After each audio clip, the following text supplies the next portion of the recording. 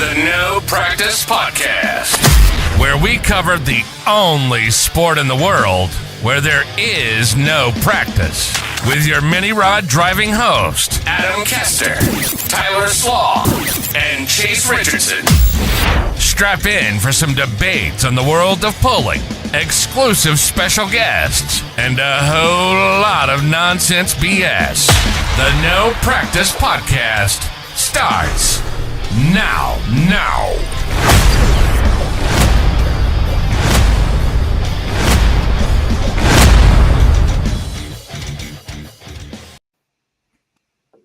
Good evening, ladies and gentlemen, and welcome to episode 42 of the No Practice Podcast. I am your host, Adam Kester. Along with me is Chase Richardson, Tyler Slaw. How's it going tonight, guys? Doing good. We're finally back. I feel like there's so many different things to talk about. We had key topics that we literally chose to just omit and not even make part of the show because there's so many things that we don't want this to go too late. I mean, we could probably sit here for 6 hours and talk tractor pulling. Isn't that right, Chase? We definitely could. It's been a long time. I really did not miss you guys, but did miss getting together on Wednesday. But there are very few things in this world bigger than the No Practice Podcast. But I would say one thing bigger is giving birth to a child. And if you haven't heard, new child brought on the No Practice Podcast. No, Tyler and myself did not have a baby. Adam and his beautiful wife, Jamie Lynn, I believe it was last week sometime, brought a new beautiful baby girl into this world, obviously delaying our podcast a week. So, Adam, before we get started on stuff not as important as this, give us the full rundown, name, height, weight, status, mom update, and how you are currently doing with this beautiful new child we have in front of us here. Yeah, my beautiful daughter decided to come on July 1st, 2025, weighing in at 8 pounds, 4 ounces, 20 and a half inches long, identifies as a female, and she's doing very good. And I think mom's doing really good, minus a little lack of sleep. Yeah, I feel like that's pretty standard. Adam, we brought Jamie on the podcast for a very unfortunate episode a few shows back for some leg waxing. Go see episode 40 to get an update on that. But we talked to Jamie a bit, and I believe the plan was she was due after July or like later than July 1st, right? She came a bit early. Yeah, we were supposed to. It was really funny. We found out on election day that she was pregnant, and the due date was 7/11, but in the inner workings of having a kid, they try to do 2 weeks before that, and that actually put us, or a week or so before that put us at the 4th of July. So we were anticipating a firecracker baby, and she went in on Monday for her standard checkup and stuff, and some things seemed a little unusual, so they decided to jump ahead a little bit. So ended up being not what they were expecting, but everything turned out really good. As you can see, head full of hair, and probably got that Kester nose. I'm just saying. Yeah, that's got to be an interesting dynamic going from like 2-on-1, 2 parents, 1 kid. For those who don't know, Adam and Jamie already have a son, and now it's 2-on-2, just like that. So is it kind of like pulling tractors where almost the second one is more work than double the first one, or how does that work?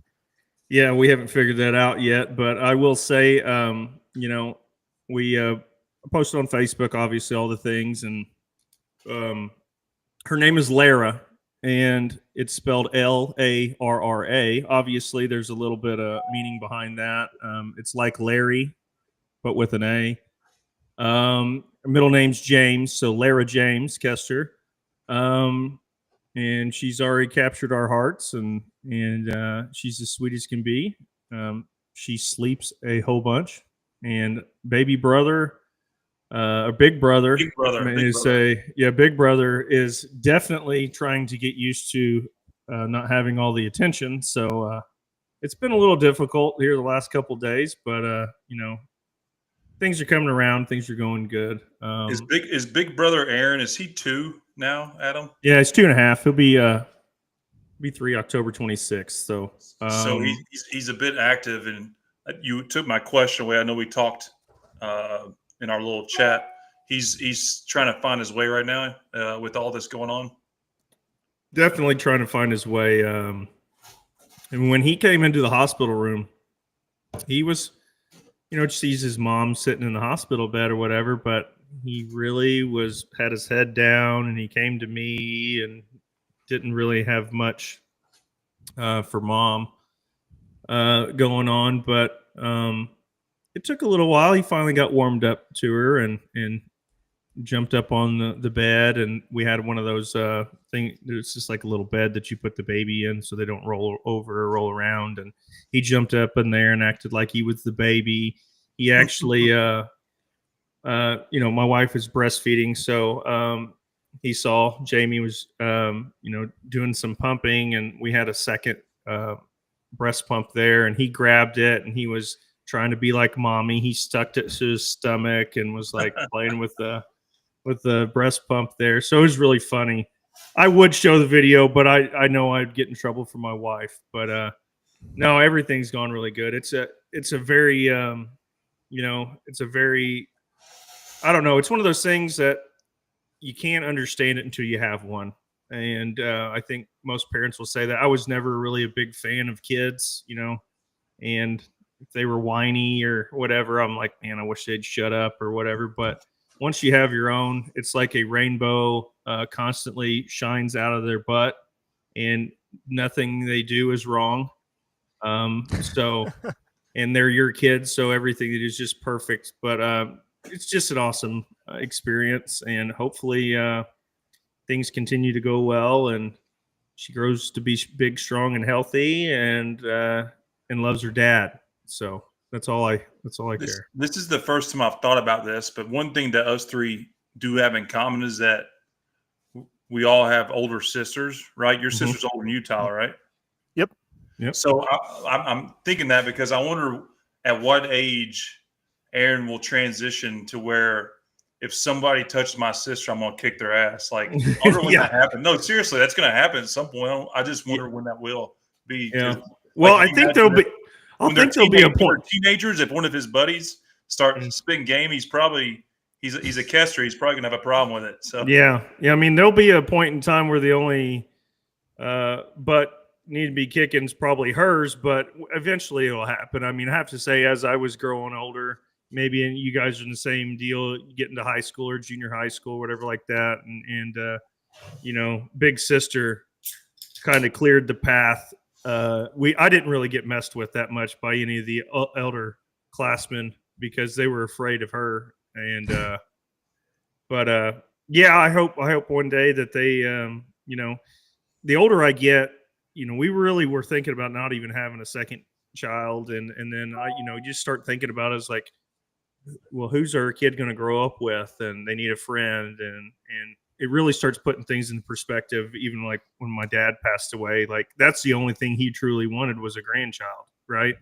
And I feel sorry that I didn't get to give that to him when he was alive, but it starts making you think more about that. Maybe when our day comes where we're not here, that at least they'll have somebody to, be there for all of that stuff. So it's definitely going to be interesting, though. A boy and a girl. We're happy with one of each. You see a lot of people out there trying to have. I mean, RJ Simon, he's got, a fleet of boys. Can't seem to find that girl of, but my sister, all girls. So I'm very happy to have one of each, and now I just have to watch all the boys out there. So I will say one of the great things about having an older sister is that she has older friends. That was one of my favorite things in my childhood. They also have moms too, Chase. No, I didn't mean it like that. But, okay. Last thing, because we don't want to I was ready to talk about this for 30 minutes, but this is a big life event, and I think we cover all things besides pulling it we can on this podcast. Any advice for any future dads like Tyler, myself, or other people out there, any dad advice you can dish out as a final segue of what you've experienced the last week or 9 months or so forth? I'll say this. This dad is advice. this is the most important dad advice I can give you. Don't wait. I'm 39 years old, right? And now looking back on things, and as awesome as they are, the older you get, the harder it is, right? Physically. So I'm not telling everybody to go out there and get married and have kids right away, but we're all not going to live. We're not going to live forever. So, I mean, you got to look in perspective. I'm almost 40 years old. And when she turns 18, you know, I'm an old guy at that point in time. So that's my biggest thing of advice for young guys out there. Don't wait around too long, because you're going to miss out on you're going to miss out on years of your child's life by doing so. So that's one advice. The other bit of advice is try to spend as much time with them as you can. They're really awesome. They're really smart. It's amazing how smart kids are at a young age and how much they soak up. They're just a sponge. So watch what you say and watch what you do, because they're constantly watching you. Man, you're giving me the needing for some breeding now. What a motivational speech there. Oh, sorry, but that's no. It's good stuff. Again, congrats to you, but more importantly, congrats to Jamie, because I know she did all the work and she's the rock in the absolutely family. Not discrediting you. You did what you had to do, but I was there for about 5 minutes of that. She did the rest. So you are doing a podcast 1 week out. See what you did there. Yeah. Congratulations, my friend. Very exciting, and can't wait to meet her in person. So my time since our last show wasn't near as life fulfilling, but I did learn that the last thing I need is a free Wednesday off, because the first show that got canceled, I got on Marketplace and I ended up finding this motorhome for $500, and my dad and I wedged that on a trailer, overhanging all the sides. We had to ratchet strap the ramps up. The ramps were like 2 inches from the ground. We didn't go over 40 miles an hour the whole way back home, but we got that home, and it does run and drive, but it needs some work. I'm not sure if it will make the trip to Bowling Green or not, but I would say at some point that baby will be flying down a 2-track a couple hours north from here with some of my buddies in the back drinking beer. So basically, Adam had a kid and you had a $500 motorhome. Yeah, pretty much. Those are pretty similar for sure. And then the 4th of July weekend, I went up to Torch Lake and hung out there on my boat, and they got a sandbar there, and there's just hundreds of boats parked out there and just thousands of people. And for any people that tuned into the podcast the previous time on 4th of July, I did a keg stand on a boat, which led to me cutting the shit out of my foot or my leg and having to go to the hospital the Monday after. So when I saw somebody with a keg out on the sandbar, I had to relive the experience without injury. So I wasn't scared. No umbrella state. Tyler. What's that? You're much skinnier this year. My breasts aren't quite as exquisite as the previous year during a keg stand, for sure. So I was happy to get through that without sustaining any major injuries. So that was basically the high points of my life. Chase, I want to ask you about the high points of your life, and there's already some people in the comments section referencing Chase is the 200-foot, the new second attempt mark. Is the name of the podcast as many test passes as you can get? Tell us what those comments mean and what you've been up to, why people would be coming at you like that, buddy. I'm not sure where all that's coming from. Yeah, you do. Since our last episode, been doing a lot of polling. Obviously, we're at Farley. We're going to get all into Farley. And then after Farley, went to a really cool event in Tampico, Indiana, Pro Pulling League event. It was a Champions Tour. I think we've talked about before in this podcast, but it's probably 8,000 to 10,000 people in this middle of this field. It's free admission. It's a volunteer fire department fundraiser. They make all their money selling fish sandwiches. If you've never been in that pool and you love pulling, you should go because it's really, really cool. But went and ran the 2-wheel drive there. Had a good time there, not too far from home. Went to Toma. Good time mean you ran good or what? We did. We were lucky to win the first night, and then I think we got 5th or 6th the second. So it's tough sledding over there. in that organization and obviously that class. They don't have 42 two-wheel drives, so it lends itself for a little better show. I think there was 18 or 19 that night, but yeah, it was we were good. We were lucky to win one night. So, and then tell us about the mini rod in Ohio, Chase. Yeah, that's what we really want to know about. Before you cut me off, stalling. Went to Toma. We'll talk about Toma. Then last weekend, as you all know, probably not all fans. I actually got to give Adam and Jeff Hurt a lot of kudos to this because they're way smarter than me. But rewind all the way to Hutchinson, Minnesota, the second night at Hutch. I think I got 5th the first night, maybe. And then the second night, I finished 8th or 9th. But Adam and Jeff Hurt both told me that the tractor sounded like it had a misfire. And I listened, and then I changed a few things before I went to Farley. This is my mini rod. It didn't run right at Farley, ignition issues. Changed everything that I thought I needed to change. Went to Toma, it ran the exact same way.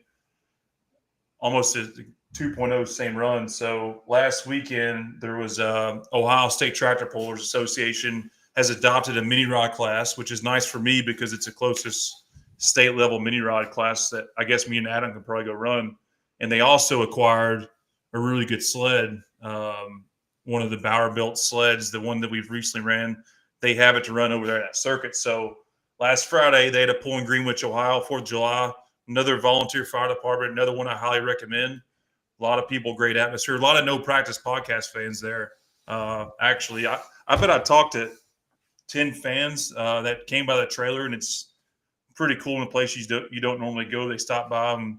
I may or may not have had a beer with some of them. But anyway, still had these ignition problems, ran, did the same shit. I stopped at 200 feet, and I had it arranged with the promoter of the pool because we've all had ignition problems, and you can kind of go in a rat hole and never figure it out for a long time. And I've already sucked bad enough as it is that we decided at the end of the pool to make some test grudge runs.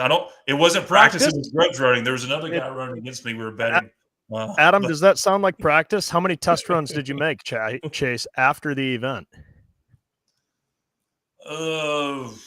3 to 200 foot. 3 of them. So yeah, combined I went like 600 feet. Mm. Yeah. No, it was grudge racing though. It wasn't practice. No, it seems like practice. I'm not gonna lie. It was grudging against. An antique Jacob Lee's had the same problem, and him and I both came back. They didn't put his on video, but we both ran it out a few times, and finally the last run we figured out what our problem was. And what was it? Yeah, after practicing, what did you find out? Yeah, so we run crank triggers, which is Adam. Explain what a crank trigger is. You can do this better than me. No, I want Chase to explain what it is. Okay, go ahead. Crank trigger is essentially a hookup from the magneto, which most guys typically run a magneto, which gives the engine fire and power. And a crank trigger is grounded in it fires off of the crank hub that has magnets on the hub. 4 magnets, right, Adam? Yes, that's correct. Each time the magnet comes around, it gives the magneto fire. Well, I had some magnets that had gone bad, and after a rat race of figuring out, bag magnets were my problem. Mm. Yeah, it's essentially a more accurate way to set your timing advance. Correct, Adam? That's correct. There are 4 magnets. Each engine has to go around 2 times to fire every single cylinder, for anybody who doesn't know that. And that pickup is located about 30 to 40 thousandths away from the crank or the timing ring on the degree ring on the crank. So it allows for very accurate timing, but it's also another thing, kink in the chain, as you would say, if you're having an issue. A lot of times, if you're trying to figure out if the crank trigger is bad or not, you just unplug the crank trigger, plug the mag into itself, and then try to run it. The timing's a little bit more sporadic, but if it cures it, then that kind of narrows down if the crank trigger is an issue. Yeah, it just took me 6 runs to figure that out. Well, thankfully they let you practice so that you didn't have to continue to look like a It fool was for good. 2/3 If of the Jacob season. leaves, if you're watching, please comment. We were grudge pulling out there. But Okay. I'll call it. I mean, sure. Yeah. I'm a hypocrite. Sorry. well, it's one of those things. If I was pulling for $50,000, and I'd had an issue, it'd be the first thing I'd unhook. Yeah. Just saying. That's why we don't run them. Well, I do. I run them. So now I will say this for anybody not listening. This is a little bit of insider info. Last year, I was running non-shielded cables, and if you run them near your spark plug wires, because these MBR Hemis, they have the mag on the other side, the wrong side, as some people say, but you run the pickup across near spark plug wires down to the other side, it can interfere with signal. So you need a good shielded cable away from spark plug wires to not get interference. So learned that the hard way myself. There's a real reason why Adam's first in NTPA points and I'm 11th. Oh. Well, good thing you're not 17th. Yeah, more on that 16th. later. You when you go through these issues, though, you collaborate with a lot of people because it's almost like, what the hell's wrong with that thing? And we've run crank triggers for a long time on a lot of stuff, and we test them and confident we've have an idea how to fix a problem, but the magnet thing was something that's never happened to us. So, well, we got to look at it because now you're going to stupid does manhandle us now. Yeah. Thank God I'm not 17th. Well, you don't. If you're 17th, you're okay. I'm just saying, if you were worse than 17th, maybe not so much. That's a teaser for later. More on that later. So I also got to drive a light modified. That's been a highlight. I should have even. Yeah, my dad. It's kind of funny. I was going to drive this some, I think, but my the first night that thing ran, my dad, who was supposed to be the primary driver, he'll probably drive it the next time. I see some cylinders dropping on that. You have crank trigger issues with that one too? That one was a points box. Oh, okay. Yeah. Gotcha. But yeah, I've got to drive that. It's pretty cool. Totally different driving style, but really emerging, upcoming class. That's tell us the name of the vehicle. It's really hard to see on the tractor. Tag team. Oh. Two engines, tag team. Yeah. Is that an innuendo like all the other names of the vehicles of the Richardson bunch? Define innuendo. You know exactly what I'm talking about. I don't use big words like that. What does that mean? Yeah, I think all reference. Of your vehicles are sexual references, Chase. I'm No. This is a family sport. We're family people. Okay, Chase, just quick run us through the names of your guys' pulling vehicles. And the one you just sold. Foursome. There's 4 engines on a tractor. Unlimited. Okay. Tag team is 2 people. There's 2 engines. Vibrator. 2 people? You mean 2 engines? 2 people. Yeah, 2 people. What are you doing? What did I say? Sorry. And then vibrator, because mini rods vibrate more than any vehicle I'm pulling. Second mini rod. What was the name of that one? Pile driver. Very inappropriate, Chase. Terrible. Well, not only did you drive that light mod at Toma, but you were also on the 5th of July, I believe, like 40 minutes from my house at a tractor pull that I was not even at because I was busy driving home from that sandbar party. And you got to drive the light mod there as well, yes? Tell us about Dorr, Michigan. One-day pull.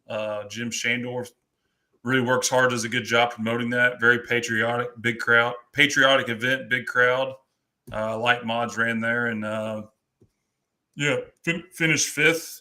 That class is really competitive and tough. So congrats to Bill Voorhees in the win.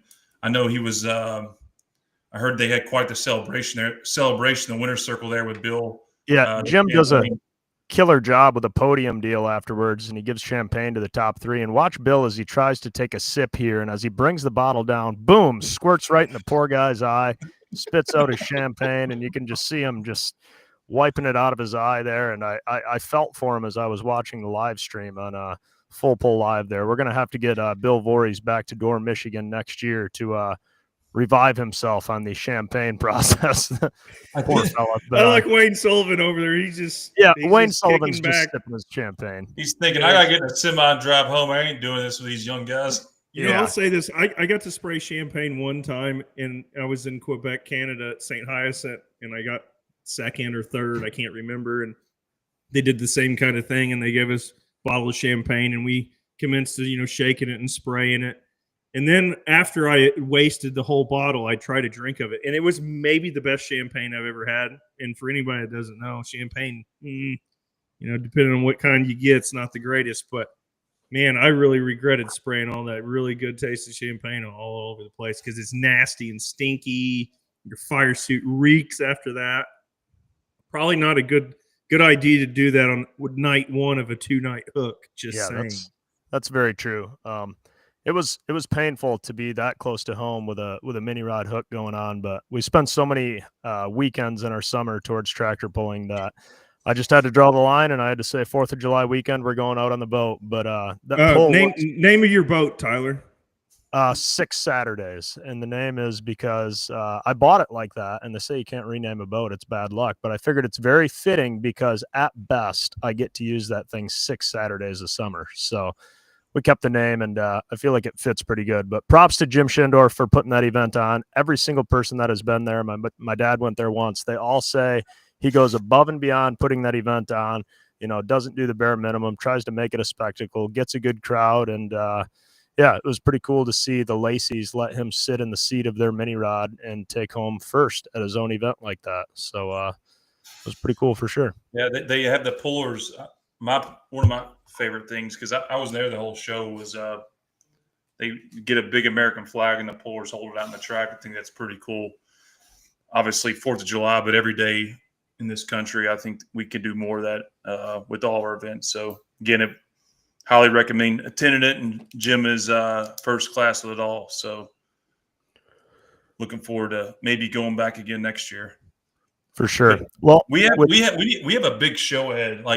Yeah, we got to quit. We have a lot of guests on. I don't know if we need to announce them all. We've put them out there a little beforehand, but I think there's going to be a lot covered that has gone on the last few weeks in pulling, and obviously looking ahead at some other things. So much stuff that we're not even going to get to all of it, because all of it is warranted to get covered. I do believe there's a lot of things that need to be covered. We're going to hit on the best things that we feel. Maybe we're going to leave some things till a later date. We'll get to those, but make sure you leave us comments. That hotline, folks, you got to use the hotline. You got to call us and let us know what's on your mind too, because we will cover it on here. We're pullers in the sport. We're at the events. We're kind of seeing the inner workings.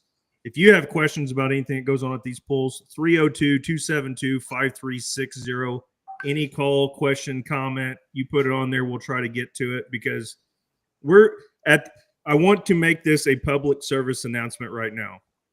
We on this podcast are not trying to do anything. We're not trying to run anybody in the ground. We're not attacking pullers. We're not attacking organizations. We're not attacking sled owners. We're not attacking any. We are trying genuinely to make this sport better just by bringing up topics, talking about them, letting the fans know what goes on behind the scenes. And we're trying to find a solution to any problems that we see. So before anybody goes out and says, man, you guys are really hard on so-and-so, or you guys don't like so-and-so. Yes, we do. We're just trying to make this better. So please be patient with us. Don't overreact. It is an overreaction. That's what we do, but we are genuinely trying to make this sport better. So, man, I feel like this is about to get intense with this disclaimer before we get rolling. I like that. Well, you have to, because about you two ever apologizing to me. I'm not going to apologize for anything that's said. No, I'm just saying to me, for all y'all say to me. Well, oh yeah, we love you, Chase. No, I second that, Adam. And also, we do not do this enough, but we all talk about it internally when we go to pulls. The fan interaction, it means a lot when people come up and say hello. I was at Door, Michigan. This is probably one of the funnier interactions I've had, because none of us take ourselves that serious, I don't think. But obviously, we're appreciative when people comment on the podcast, and that stuff is awesome here. But I was done pulling. I was going to speak to Jim Shandorf and tell him thanks for letting us come. I was first class. I was hitting the road, and I was walking down, and some guy, and I was walking behind the grandstand, stands up and gives me a big yell, and he says, "F such and such." We love the podcast. I'm not going to say what he said, but it was reference to a leg waxing I had that we were giving a person a hard time. And I just thought that is freaking hilarious. This guy's up here saying that. But yeah, you fans. And then Adam mentioned the hotline. We're going to work on this. We're going to incorporate more giveaways for fans and get involved with this. Need to get a little more organized in the planning part, but we want to never go without being said how much you fans have made this podcast way more than we ever thought it was going to be. And we look forward to doing this every other week. So I think it's good time we can go right into Farley because that's the last time we were in person. I saw a little comment there from RJ, who's ready for Farley 2026. Guys, first off, Adam, I think you dominated Thursday and Friday. You pulled both days. Very impressive outing for you, Tyler, as well. You got both vehicles into the field. But I've never you can't translate like the energy. The energy of like that Saturday and knowing 50,000 was lying. Like it was really cool. Even I wasn't pulling the mini rod class. I was in the 2-wheel drive. I was up there hanging out with you all. Like it's something I haven't been a part of. And I can't wait for that concept or that event to happen again. So I do have to say, Tyler, your fenders were awesome. We don't have to really get into that, but what's your immediate reaction from the whole Farley event that was historical? Farley was awesome. Yeah, there's a shot of my fenders. I came there with tiny little fenders to try to get as much weight as possible on the nose. And we had that on both tractors, and I guess I'm going to say it worked because, I got both tractors in the finals. And speaking of fan interactions, I think the hardest I laughed that whole weekend was Adam and I weighing in, going over the scales on Saturday. And of course, we've got our 2, Adam's got his 3, and this guy comes up to me and he goes, "As per usual, old Chase is sucking on hind tit. I don't see his mini ride up here, that son of a bitch." And he's like, "Love the show. Love what you guys do." He's like, "Screw that guy, Chase." Oh yeah. I guess he must be on your all's team. Yeah, I didn't even know what to say to that. It cracked me up. But definitely went there with the goal of getting both in the finals for Saturday. And I'm sure Adam was tickled to get all of his 3 in the finals. And Chase, I'm sure if you had the proper magnets in for your crank trigger, you'd have been there right with us as well. So at the very least, all my problems in this life on magnets now. So yeah, the magnet problem for sure. Always the cool that was there was a lot of, you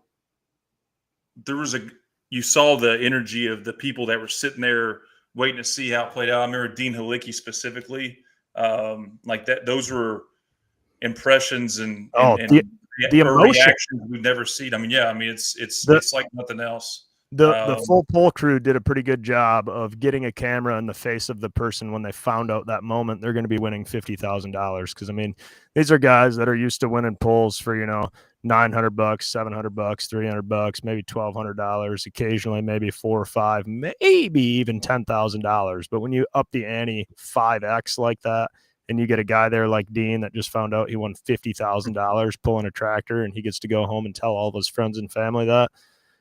You can see the emotion in that guy. It just gives you goosebumps. And that's what we were all there for, is chasing that feeling, that moment, that emotion. And hats off to the Simons for giving us the opportunity to just be hopeful and wishful for that much motion behind a truck and tractor pull. As you see Dean grab his wife there. I mean, he is excited for sure. It has been confirmed, not that anyone ever questioned, this event is coming back, bigger and better than ever.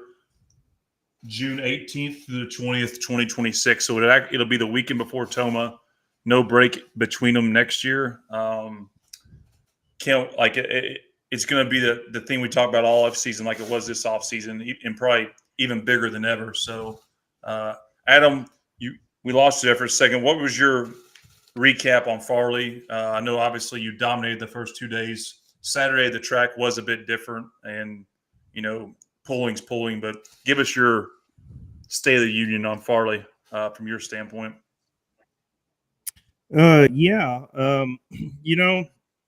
Thursday we come out. I see Jeff Hurt lay down a really good run there at 322, and usually guy makes a run like that, you know it's going to be hard to beat when the track's clean like it was. And if you guys had a few mishaps, and I think, you know, nothing is track, but it seemed like you needed to be early for it to work out. So Thursday the track was really good. We just had the right setup, man. Made a really good run, got really close to Jeff with the first one. The second, and I was all over the brake, and you just can't hit the brake that much and expect to go that far. So we knew if we could go straight with the second one, we were going to be right in the mix. So we got past him a little bit there, just barely got by him. And you know, after basically those two runs, and half the class got in, and I knew we kind of locked in the top 10. I really didn't care what happened after that, you know. So Thursday night was a really good success. Friday night, come out, draw number one hook. You had to be happy with that. Oh yeah, I think I didn't know, because you never know being first hook what it really means. You know, there has been some statements that were said that if anybody goes past 350 on the first hook, that they could reset. So I went 349. So I was like, and then I was just like, okay, please don't reset, you know. And the thing made a perfect pass. I mean, it wasn't anything spectacular. It picked the front end up nice. Didn't turn a bunch of RPMs, but it was just locked into the track. And, you know, you start seeing these guys stack up at about 300, 305. I'm going, man, you know, maybe it was a pretty good run, but guys there towards the end of the class really started coming around. Before we ran, we went out and looked at the track, and we made a decision. It's amazing when you don't have three vehicles, what you can do. We ran back to the trailer and we changed tires. I saw that. So ended up doing the absolute wrong thing on Saturday. We had the first hook, and you know, here's what's really funny. You get done with Thursday night, you work on the tractors all day Friday, get them ready. Friday, you have one tractor to run. You run it. Saturday, you get it ready. All day Saturday after the driver's meeting, I'm going, and I got to work on tires. You know, I got to do something. I'm not used to like not working on stuff. So I went back and literally worked myself into, I say screwing myself, but we just came to the line with the wrong tire package, and you know, we scrambled. We ended up putting the one set of tires that was driving us really hard right on the white tractor. On Thursday, we put them on the red tractor. It went right hard on me. So obviously that set of tires will probably never get ran again. But these new tractors only got a couple sets of tires. We were able to put a good set back on the white tractor, but obviously the track was kind of getting a little bit drier and a little harder as we went. And I felt I made a really good run there last hook in the class. But, you know, kudos to Abby. She made a great run. A lot of guys early there, you know, they just had the right setup for it, and the tractors are running really good as long as I don't get in the way, and that's exactly what happened on Saturday. So very happy with the whole weekend, the start of the year. I can't, you know, I'm really, really thankful for how things are going. It should be a game changer, though, now that we're going to be pulling a new sled now from Chapel Hill on for the rest of the year. Yeah, so that's looking forward to that. For sure. And speaking of Abby's pass, we were going to give somebody a little phone call and check in with them on their take from Farley as we call up Mr. Matt Johnson. How you doing this evening? I'm good, guys. How you doing? Doing good. We got you live here on the No Practice podcast. We're just watching that pass that the Dirt Slinger Mini made in Farley. I guess I've never formally asked you, Matt, but like, are you kind of the quote unquote, shall we say, owner of that tractor, or? You could say that, I guess. Okay. It's a team tractor, Bill, and everybody's got a lot of hard work put into it, and we enjoy getting it out. Of course, and I mean, no doubt, being competitive to take home that $50,000 win. What was the moment like for your team watching that tractor soar past, you know, that 350 foot mark way out there at the end, knowing that, you know, there was 50 grand on the line? We were very happy with the numbers she drew at the meeting, so we knew we had a good shot. We worked hard on the tractor all day. Me and Bill and Bob Boyd changed a few things on it, and we sharpened the tires, and she just did a great job driving. So it was very nerve-wracking watching everybody else come at us, but it's still hard to believe it happened, to be honest. It held in there for sure, and to take home the biggest win in biggest paying win in mini rod history. That's quite an accomplishment. We have to ask. Obviously, we saw some smoke there out of the headers at the end. Tell us what the carnage was. Tell us if that was expected. Was that the hero or zero tune-up that we saw get the first place finish? Was that kind of a fluke? Will we believe you based on what you say? Give us the details. Well, that engine combination is one of Shannon's concoctions, so he wasn't available to come. Him and Jed were both busy that weekend, but we were on the horn with him all night as far as air settings and fuel. And Shannon gave us a window. We went for it, so it made it just far enough. What was the damage? Was it just a couple of burnt pistons, or?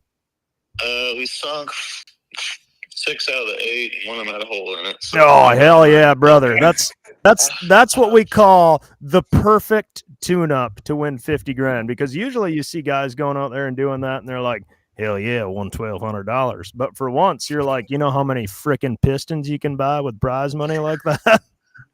Yeah. Kudos to the Simon family for putting that on and giving us the opportunity.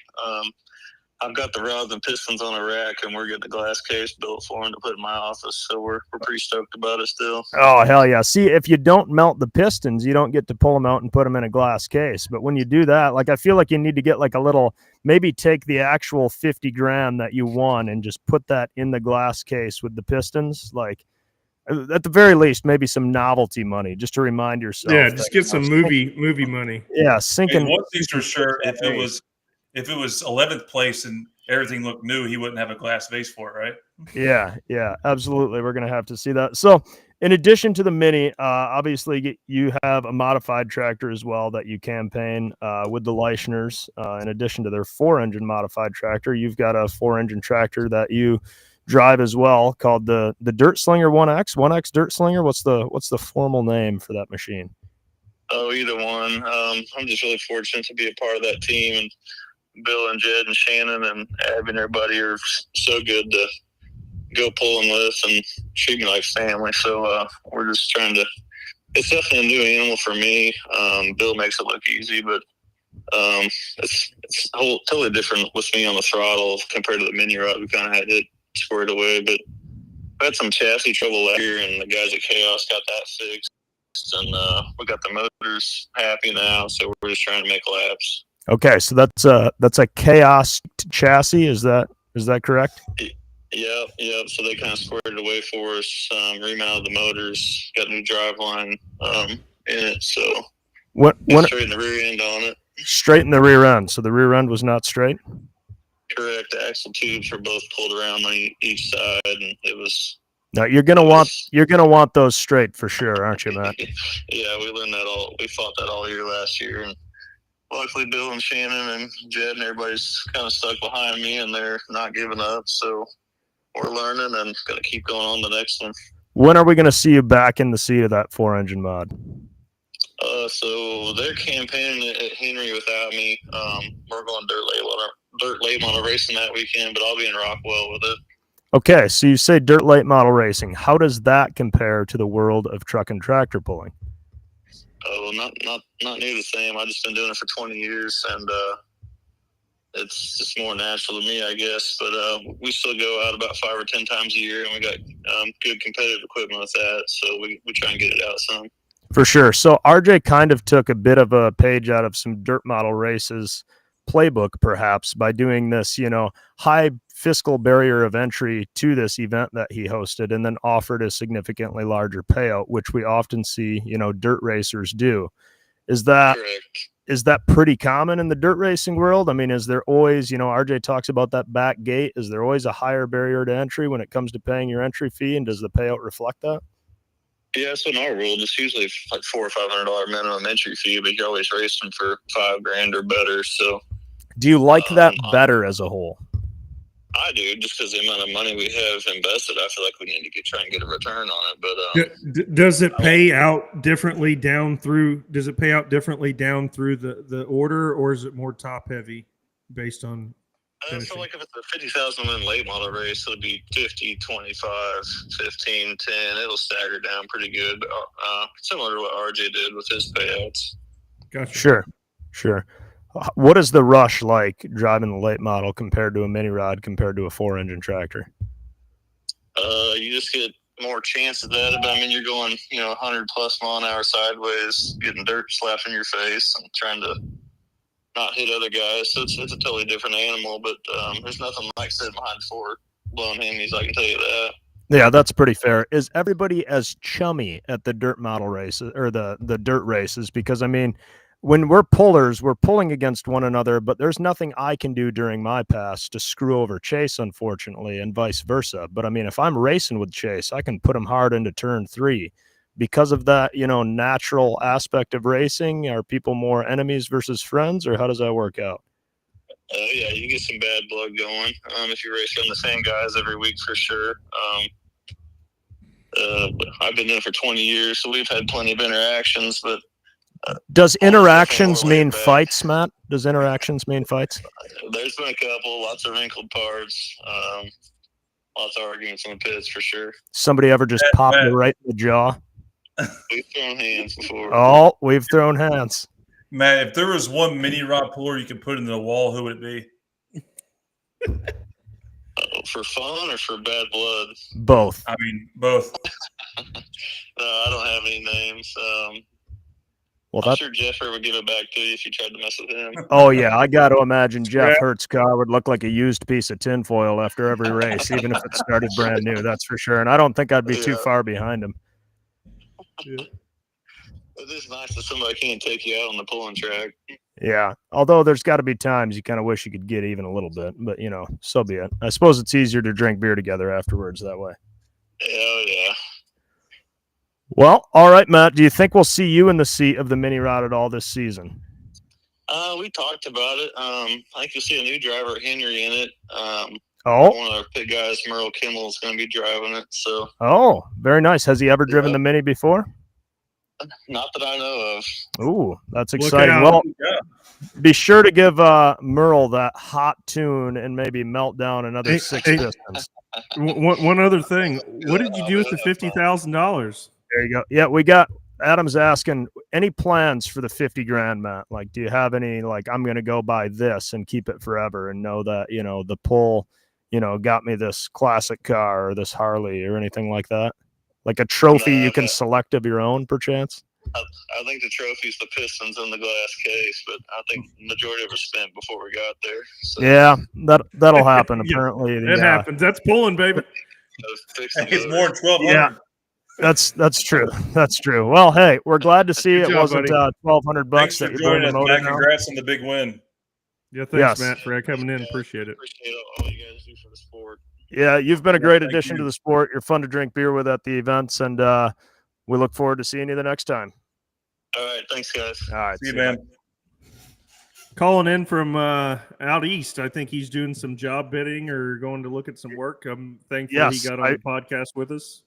I regret not asking him while I had him on the phone to give his business a shout out. I believe it's Elite Construction, and they build buildings is about all I can tell you. So I think it's more agriculture-based buildings, I believe. Yeah, fertilizer buildings and stuff. A lot of concrete construction. From what I was taking from him, he does all-around work. So if you're in that side of things, you want to give Matt Johnson a phone call. He'll get you hooked up with any like a co-op or anything like that. They build a lot of good equipment. For sure. That's pretty awesome. I didn't realize he sunk 6 of the 8 pistons. And for those listening that don't really know what that term means, there's only 8 in engine. Yeah, so there's 8 pistons in this engine, but if the crank trigger's working. Yeah, that's true. Well, Chase, ideally there's still 8, whether the crank trigger's functioning or not, but that's a good point. As you lean on these motors, they traditionally make more horsepower. Leaning on them means less fuel. The air fuel ratio is leaner. It's going to make more heat, and it gets so much to the point that the heat in the cylinder is so hot, the aluminum pistons begin to get borderline close to melting, so much that the surface of the piston begins to sink because it's just borderline molten. And that's why he said that one had a hole in it. So that just goes to show sometimes leaner is meaner, but if there's 50 grand on the line, sometimes it might be worth it.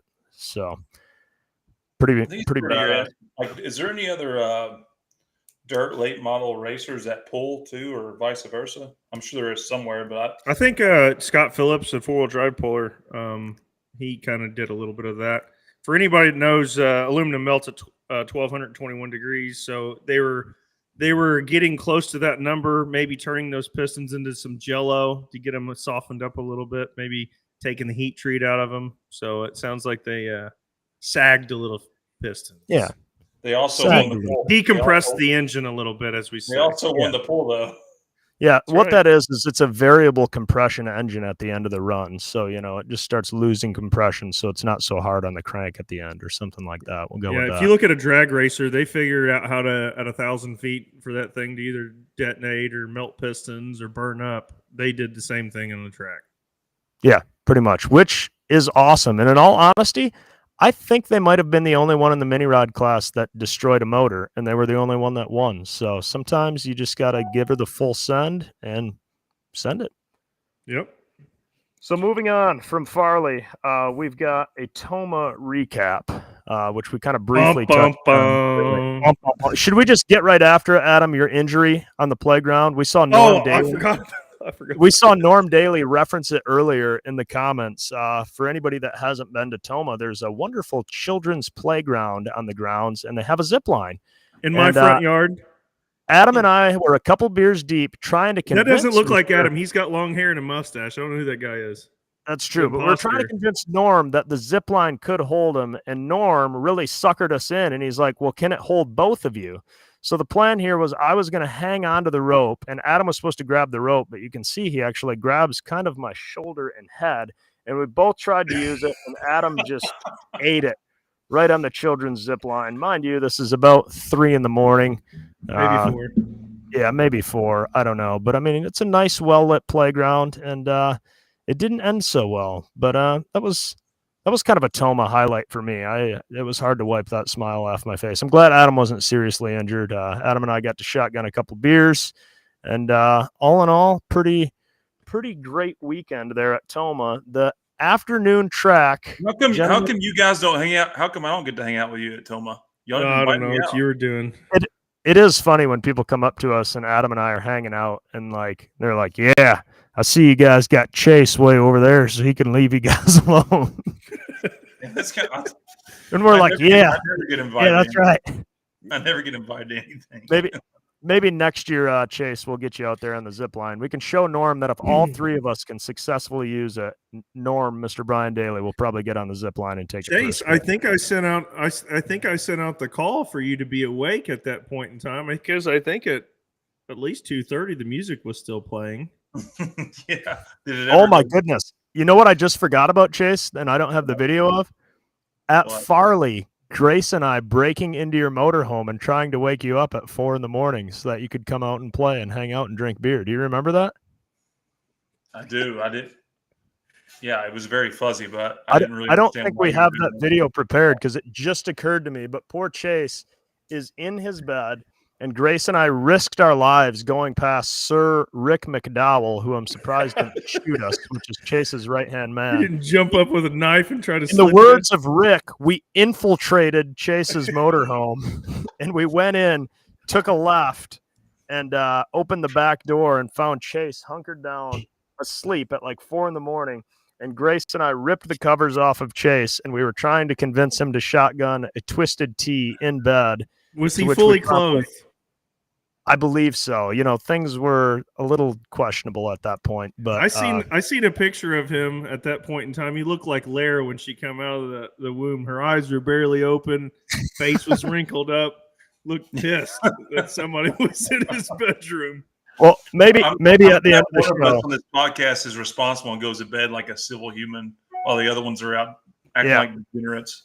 So basically, where I'm going with that, Chase, is we've tried to get you to shotgun a tea with us, and you didn't want to play it. No. Moving on from the nonsense back to the pulling standpoint, the minis ran in the afternoon, and it begged the question once again: should Grand National mini rods ever run in an afternoon session like that? I think everybody can agree it became a bit of a numbers game. At least that's my excuse, because I sucked and I was 31st hook in a class of 33, so it's pretty convenient for me. Gentlemen, your thoughts? Go ahead, Chase. Yeah, I mean, I think everyone, Ray Charles could have saw that coming. I see what you did there. It was, just really difficult to run those things with a big class. I think if there was 15 tractors, it could probably be okay, but it's definitely not fair at the end of the class. So I would say no, it should not be a daytime class with more than 15. I'm going to be 100% mini rod shouldn't run in the afternoon to any promoters. If you want a little bit better show, put some moisture in the track and watch the mini rods go. I do not recommend running regional super farms before mini rods in the middle of the afternoon. Maybe the slowest tire speed of all tractor classes against the fastest tire speed of any tractor classes. Mini rods will naturally dry out the track. And, if you want to put on a good show, you got to have minis with a good moisture in your track. Not saying that it cannot be done, but we've seen in the past, Rockwell afternoon, you see it sometimes in the afternoon. It just doesn't work out for mini rods. So just a disclaimer for any promoter wanting to know, mini rods put on a really good show at night when the moisture stays in the track. Because that's the only class we care about on this podcast is the mini rod. Yeah, that's very selfish of us. Somebody needs to run in the afternoon show, and sometimes and like it's challenging with those classes that don't have a lot of tire speed because. Sorry if I zoned out there for a second, Adam. For whatever reason, they never moved the sled. That's something I'm surprised we never talked about in this podcast, but they never moved the sled. In our class, the sled is always moving around on a decent track, but like they do not move it. Why do they? Can anyone answer that? I think. Go ahead. I think a fellow puller once said they're sheep, and they all follow the same path. Sorry, it just. That's Adam. That's insulting. Somebody's going to get their feelings hurt. You say sorry right now. I'm sorry to the sheep that I said that. a big part of all of our strategies when we're pulling a mini rod is trying to find a good groove in the track, and everyone's always looking for an advantage to move a sled, and these guys don't even go up there and move it. It's kind of fascinating if you think about it. Yeah, I agree. Well, not everyone just comes to Toma to watch mini rods. There's other people that come to Toma for other classes, albeit they might also have roughly the same tires as us and a similar motor as well. And any guesses on what that class might be, gentlemen? I don't know, man. That's a hard one. What do you Take think, a guess. Well, your description was not right because I don't think people were there to watch them. Well, we've actually got a highlight reel of Chase's pass from Toma in the two-wheel drive class, and can we play that footage, please? My weekend sweep. Yeah. This is. You'll notice that we're not playing anything, and that's not because it's a technical difficulty, as our backstage person says. What? We didn't have a final winner of any two-wheel drive class in Toma. So it was probably because we had a rain out both sessions, right, Adam? Well, I don't know how you rain out a class when it's not raining when you're scheduled to pull, but let's just run down exactly what happened. Yeah, so let's set the scene. Just let the cat out of the bag. Let's just get to it. We'll give Toma some props here. They had 20 inches of rain in 12 days. They were holding off people pulling into the pits because it was soaked around there. There was monsoon flooding around the area. Thursday night, we were rained out. It rained all night long. We all stayed hunkered up in our trailers and just kind of hung out, whatever. There wasn't much time when it wasn't raining. Friday comes along, Friday afternoon, and the weather was kind of good for the rest of the weekend. I think we maybe had a little pop-up here or there, just barely. It was but kind of misting Friday morning, but it wasn't. Yeah. So, as a mini rod puller that pulls Thursday night and Saturday afternoon, we didn't have anything to do. That's how you get hurt on zip lines. It is exactly how you get hurt on zip lines. So Friday comes along, the afternoon session starts. Track very muddy. They do have a tarp, but wasn't working out very well. So one track they decided to blade a little bit off, the other one they didn't. They tried to mix it in, and boy, did it turn into an absolute mud bog on one of the tracks. So NTPA decided that we're going to run one track. The one track's not sustainable to run any other class on because it's pumping. Basically, if you looked at the start of the show, they were pushing the sled backwards because it was so soft. And it was like Play-Doh. But see, soft. Mini rods love that stuff. Yeah, I love running on and mini rods dry the track out. So I would have loved to pull on it.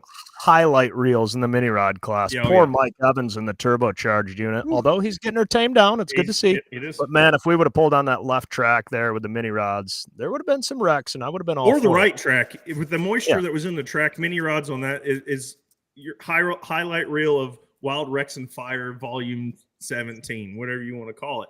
Yeah. But there starts to become a murmur that, hey, we can't pull on the left-hand track. We're all going to have to run on the right-hand track. And since there's so many two-wheel drives, we're not going to be able to get the show in all on one track before the night session starts. So take her to the trailer, boys. So mind you, these two-wheel drive guys, they've got heat in their motors, fire suits on. They've teched in. They've probably, some of them, been there since Wednesday, possibly Tuesday. I don't know. Tuesday, Wednesday. And they're across the scales, full of fuel, setting tire pressure, hitches checked probably, in the hot pit, in the staging lanes. And imagine having to be the guy that just says, boys, bring her to the trailer. I'm glad you got it out in the mud to drag it to the starting line and get it here in the hot pit, drag it back to the mud and take your shit back to the trailer is basically what I told. Mind you, from a puller standpoint, there's several, levels of competition, whether that be, your region level or grand national. Adam, care to tell us the difference between those two? Well, Toma used to be what we call a super national, which is a complete show of all grand national classes. And a couple years ago, they were demoted, as the pullers would say, and they allowed a couple region classes in there. So they had regional super farms and they had regional limited pros there.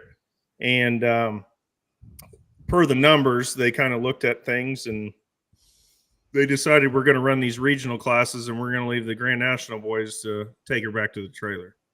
Now, that being said, we're not trying to, we see a shot of our track here if you're watching, not listening, and just how deep and muddy it is. We're not really questioning whether or not, that would have put on a maybe entertaining, but maybe not fair show. And even when we use the word demoted for Toma, we're not trying to discourage anyone from ever visiting there. I mean, it is a wonderful pull with great competition. And especially nowadays, I feel like there's those region classes. I mean, they're stacked with incredibly competitive tractors for sure.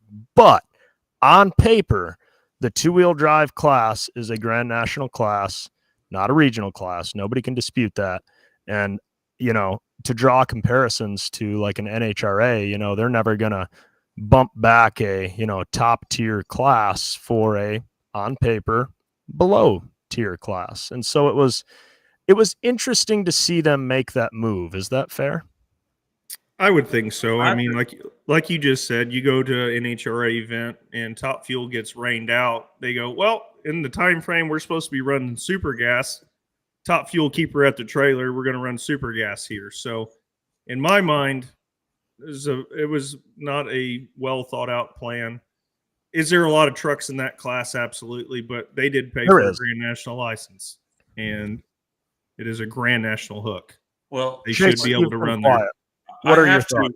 Well, I mean, obviously, I run two-wheel drive. I have a lot of appreciation and love for that class, but it kind of is what it is. I mean, like, it was the first time in the history of my life of pulling when they announced over a loudspeaker at Bowling Green, Ohio, that they're canceling a class on, what was it? Saturday afternoon. Saturday at noon. They said, fans, we're going to, like, it came a little missed. I can't remember the storyline. They said, we're canceling the two-wheel drive class. And they, like, the north side got up on their feet and started cheering. I don't know, maybe not got on their feet, but it was a genuine cheer.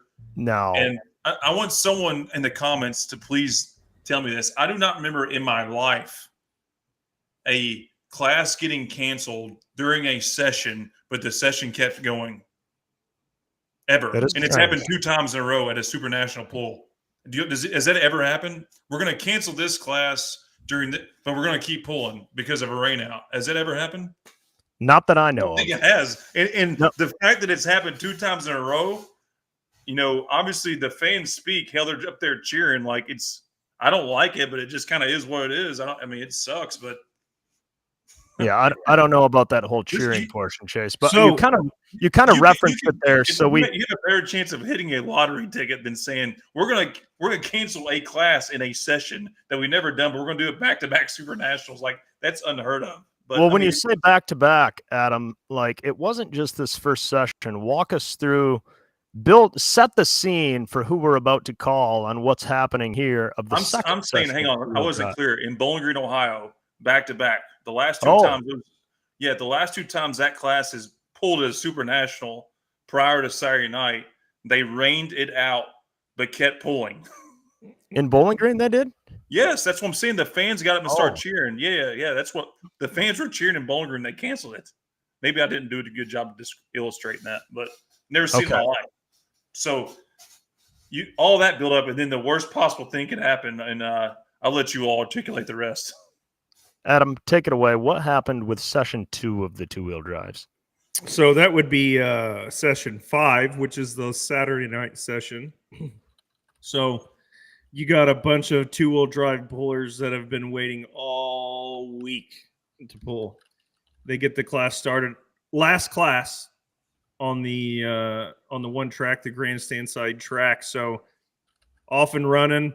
The first couple of pullers, man, the distances are kind of low. Per some of the pullers, it wasn't maybe the track that they were expecting, so it had to make a lot of changes to get the thing going down the track. But a big class, more or less, big class, 40-something trucks, right, Chase? 44 trucks? 42, I think. 42 trucks. Maybe, no, it was 44. It was, something like that. Somewhere around there. No damage from the first session, so I think all the numbers were still there. But so we get about 2/3 of the way through the class, halfway, 2/3 of the way through the class, and it's like maybe a little inconsistent. Everybody was kind of stacking them in there, and then all of a sudden some distance got a little jumbled. A few guys really sent it out there good, made a really good run.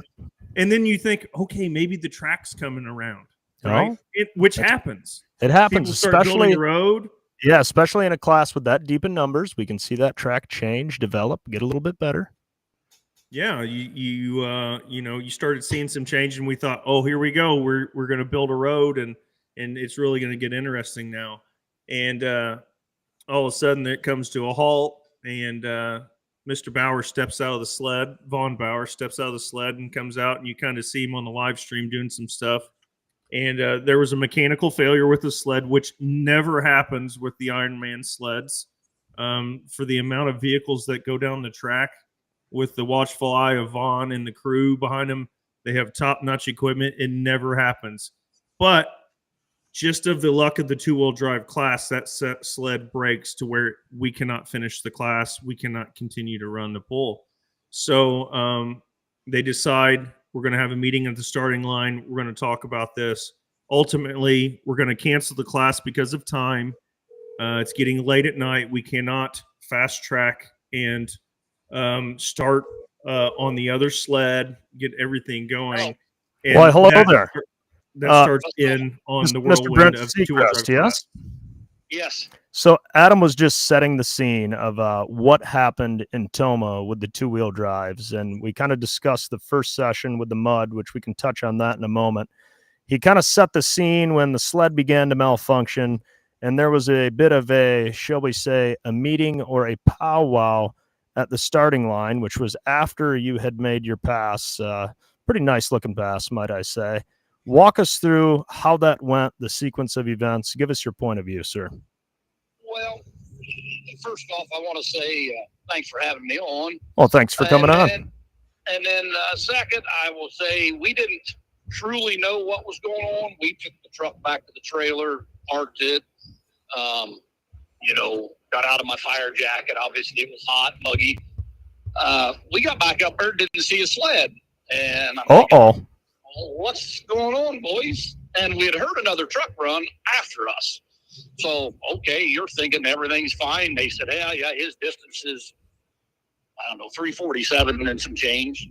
Well, I'm back to third. Okay, that's still pretty cool. And then they said the sled's broke. I'm thinking, all righty. Well, like you said, Vaughn comes over after they had a little powwow with the red shirts there, the fair board, and said, sled's broke. We're calling the full. Well, I felt pretty good about that. I was in third place. Till Marvin says the top three of us ain't getting paid. Oh. So, what do you mean? He said, well, the sled broke 3 trucks ago. So, of course, me, I'm game to say anything. And I said, well, why did we run anybody else down the track that broke 3 trucks ago? Well, Big said it was 3 trucks. Okay. But we were kind of had a little heated discussion about, if we know the sled was broke 3 trucks ago, why would we run 2 more down the track? I mean, as far as I was concerned at the time, I felt like if you run a truck after me, my distance should stand. What some people may or may not have seen was when the road grader went out after, I believe, Alan Kane, he got on the far left and peeled about 1.5 inches or so of loose drummy stuff off the track. I just felt like the 3 of us, got a hell of a hole shot. But, I'm not going to argue on, if the sled's broke, it's broke. I understand that, and it does happen. It's mechanical. It's going to, but bottom line was, if it did, how do we know it wasn't prior to that? These is all questions I throwed out to Greg, Marvin, so on and so forth. Because if it was a rear end, and I'm not saying it wasn't, I don't know. But if it was a rear end, how do we know it wasn't Skip and Keefe prior to that? Some trucks before. Or how do we know it wasn't biting up before that if its bearings going bad? So I think in the long run, they ended up paying everybody that ran down the track. Every competitor that went down the track, they split the purse. Okay. That was the email we got on, I believe it was Tuesday, to tell us, after whatever circumstances, looking at everything, we felt like this was the best way to go. I was fine with that. Okay. Know what I mean? I felt like that was them being as fair as they could be. Yeah, at least it shows that they're taking that prize money and distributing it for sure. There was no options. It was just, was there any discussion of bringing the other sled over and starting the class over, or was it just, we're done? They did. Vaughn and Marvin both said they discussed it with, the Chris Schreier and them guys, and they didn't want to be pulling until 3 a.m. They threw that option out. Marvin, that was the first thing they did, is throw that option out to bring the other sled over and run us. And they said no. So I think that after the first session, like tell us your feelings of, basically getting rained out, but the session not rained out and just getting told to bring it to the trailer, and then sitting in the bleachers and enjoying a nice adult beverage, watching some region classes pull. Give us your thoughts on that. Well, I wasn't one of the people that took it to the hot pit. I was late enough in the class. I was just headed back to get my truck. So it never did leave the trailer for session 2 when we were scheduled to pull, but it's kind of what I would call a kick in the teeth to me, that you are lined up to go down the grandstand side track, and they tell us we can't because it is Play-Doh, it is mud. There was no doubt. My thoughts on that, they went ahead and started tearing the track up and tilling it. After that, start us an hour late. Right. Put us down to the 24 Grand National license trucks at that point, if that's what it needs to do. There needs to be something, because I felt like the two-wheel drive has taken the kick in the teeth 2 or 3 times now on this deal, because we have good membership or good number of competitors. It's kind of a hindrance in a way, and then when they cash their membership check, it's really good. Yeah. So, Yeah, I even just had somebody send me this silly picture, which I don't even know if I should show. I'll show it on the screen here, but it's the NTPA shield, but NTPA standing for no two-wheel drive pullers allowed, which is a bit ridiculous, obviously. Do you feel the organization kind of picking on you like that? Or do you... back to Chase's deal with Bowling Green from last year, when you're sitting there watching them running other classes, you know what I mean? After, we run 20 of you, but there's, I don't even remember what we had last year, 52 or something like that. So 30 some to go. And they say, oh, well, you guys can't run, but, let's bring the light supers over here and run on your track. We got enough time to run them, but the hell with you guys. Yeah. So that's where I think that, and I believe when I talked to Ned this last week, I believe they are thinking about trying to come up with something.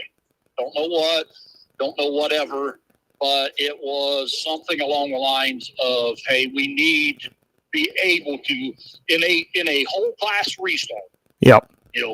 Bowling Green last year, Saturday night at Toma, probably even, I guess you could call inclement weather Friday afternoon. If there was only 24 of us running, it's a lot easier to run us like that than there would be 44, obviously. Sure. So after the dust has settled and all of this chaos, if you were the guy in charge, you're the one calling the shots, you're Marvin up there, talking to the class, what would you have done different in hindsight to handle the situation better, do you think? I don't know per se. Built a mini rod. Adam says built a mini rod. What do you think of that? My fat ass can't fit in one. Come on now. I can't do that. Hey, our class gets any bigger, they're going to get rid of us too. It's okay. Yeah, well, and that's what I said. It just so happens it was the two-wheel drive 2 or 3 times now. Four-wheel drives had 42 there at Toma. So, it could have happened to them. It just so happened it was a two-wheel drives, Yeah. If it had been other years, we would have pulled on Thursday. And Hey, Brent, I got a question real quick. Saturday afternoon, we might have got it all in. You never know. There you go. Or at least a session anyway. For sure. Adam's got a question here. Go ahead, Adam. I got 2 questions for you, actually. The first would be, this is more of a reference to a dumb movie that a child like myself would know, right? It's called Basketball. And Squeak Scolari's in there, and he's like, you guys hit on me 13 or 14 more times. I'm going to do something about it. Like, how long does this go before the two-wheel drive class ultimately starts doing other things? And the second question being, this coming from a two-wheel drive competitor that was actually a region competitor at Toma, who came up and says, I'm perfectly fine with them coming up in a time crunch like that and saying, region trucks, take her to the trailer, we're going to run the Grand National class. So how long will the two-wheel drive guys put up with it is my first question. And second, what do you think about telling the regional trucks, take her to the trailer, we're going to get this session in? Well, I think as far as the first part of that question, the two-wheel drive guys are going to put up with it as long as the mini rods put up pulling in the afternoon. As long as they keep adding your class at that time. What choice do you have, Adam? Yeah, we're going to keep coming back, Brent. We do every year, right? Exactly. I think that's, as long as they keep putting our Grand National class in, we're going to keep coming back. Now, will the numbers fall off a little bit? Possibly. I really do believe there'll be something in the rules for next year for some sort of an inclement weather type, making the class smaller. I really believe that's going to happen. How, what, I really don't know. You know what I mean? Whether that is, I kind of made a few suggestions to some people over the years of, let's limit Grand National licenses. Let's limit it to 20. You know what I mean? 20 Grand National license, period. Oh, there's Well, enough wait. limits going on. Wait till next weekend comes around. We're going to see some limits. I'm just saying, like, so do you feel that watching a regional class go down the track at a super national event is fair to Grand National competitors? No, not in my shoes, no. And I agree kind of wholeheartedly with, I know Wayne Timmerman's told me that exact same thing about, he was a regional competitor, and he said he's a customer of mine that said that to me. Yeah, yes. He's the guy. And his brother, he said, even Corey Kilmeyer and them guys, I talked to them, they were fine with that. Corey said, I'm just there to be a thorn in you guys' side anyway, So, and he is, he does, he pulls them out, you know what I mean? Oh. And they're good competitors. So at I don't think anybody in our class, and I think you guys' class is the same way, mini rods. There's not really any, my truck competed region guys will compete at Grand, Wayne and Terry and them guys, they're just as tough, and Corey and them guys, they're just as tough as anybody on the Grand National. They just pull region because they don't want to travel. For sure. And I think the minis are pretty much the same way, Yep. Yeah, I would agree with that for sure. So at the end of the day, there's really nothing you feel like that could have been done differently, like even that rule that you perhaps mentioned, other than 20 Grand National licenses, in a scenario like that where you have all these trucks there, do you have a better solution for that scenario? I know we had Friday's deal was, we got the Clydesdales coming. We got to have them at this time. Oh, so yeah. on and so forth. I get their reasoning. I do. Well, they're the 50th. They're pretty horses, Brent. They're quite gorgeous. Yeah. Yeah. Well, I used to race horses years ago, and they never had enough horsepower for me, so that's why I moved on. Yeah. Well, for anybody that doesn't know, Tyler, tell us the little equation when it comes to horsepower compared to actual horsepower. Oh, man, the Pysigs are going to kill me on this, but I don't want to fumble the numbers. But, yeah, one horse actually has significantly more horsepower. I want to think 3 to 4 horsepower. 3 to 4 horse. So, I mean, everything we're running on here is really a lie. You want to talk about dyno numbers being fudged. If one horse has 4 horsepower, everything's screwed right out of the gate, no question. Yes. So, I think possibly what they could have did. Here's my thoughts. Hey, we're going to cancel Friday. These guys will still have Saturday night. Yeah, that's good in theory. Yeah. Yes, not knowing the sled was going to break, they kind of had a little bit of an out, so to speak. Hey, they got another session. We'll be all right. It's all looking good weather-wise. Nobody expected that sled to break. I'm sure if Vaughn thought it was going to break, he'd have fixed it, way beforehand. It's just unforeseen circumstances at that point. But now looking back, could we have run the 2-wheel drives, add the class to Friday night? Sure. You know what I mean? If everything ran well Friday night, move another class, a smaller class over to the other track and run us, on the one that didn't have very many numbers, So that brings up another point, since we are trying to make this sport better. So let's take, for instance, Thursday night gets completely canceled, right? You look at Friday afternoon, and I think there was one regional class, right, that did not get to, or there was one regional class in that afternoon session. I think. I can't remember.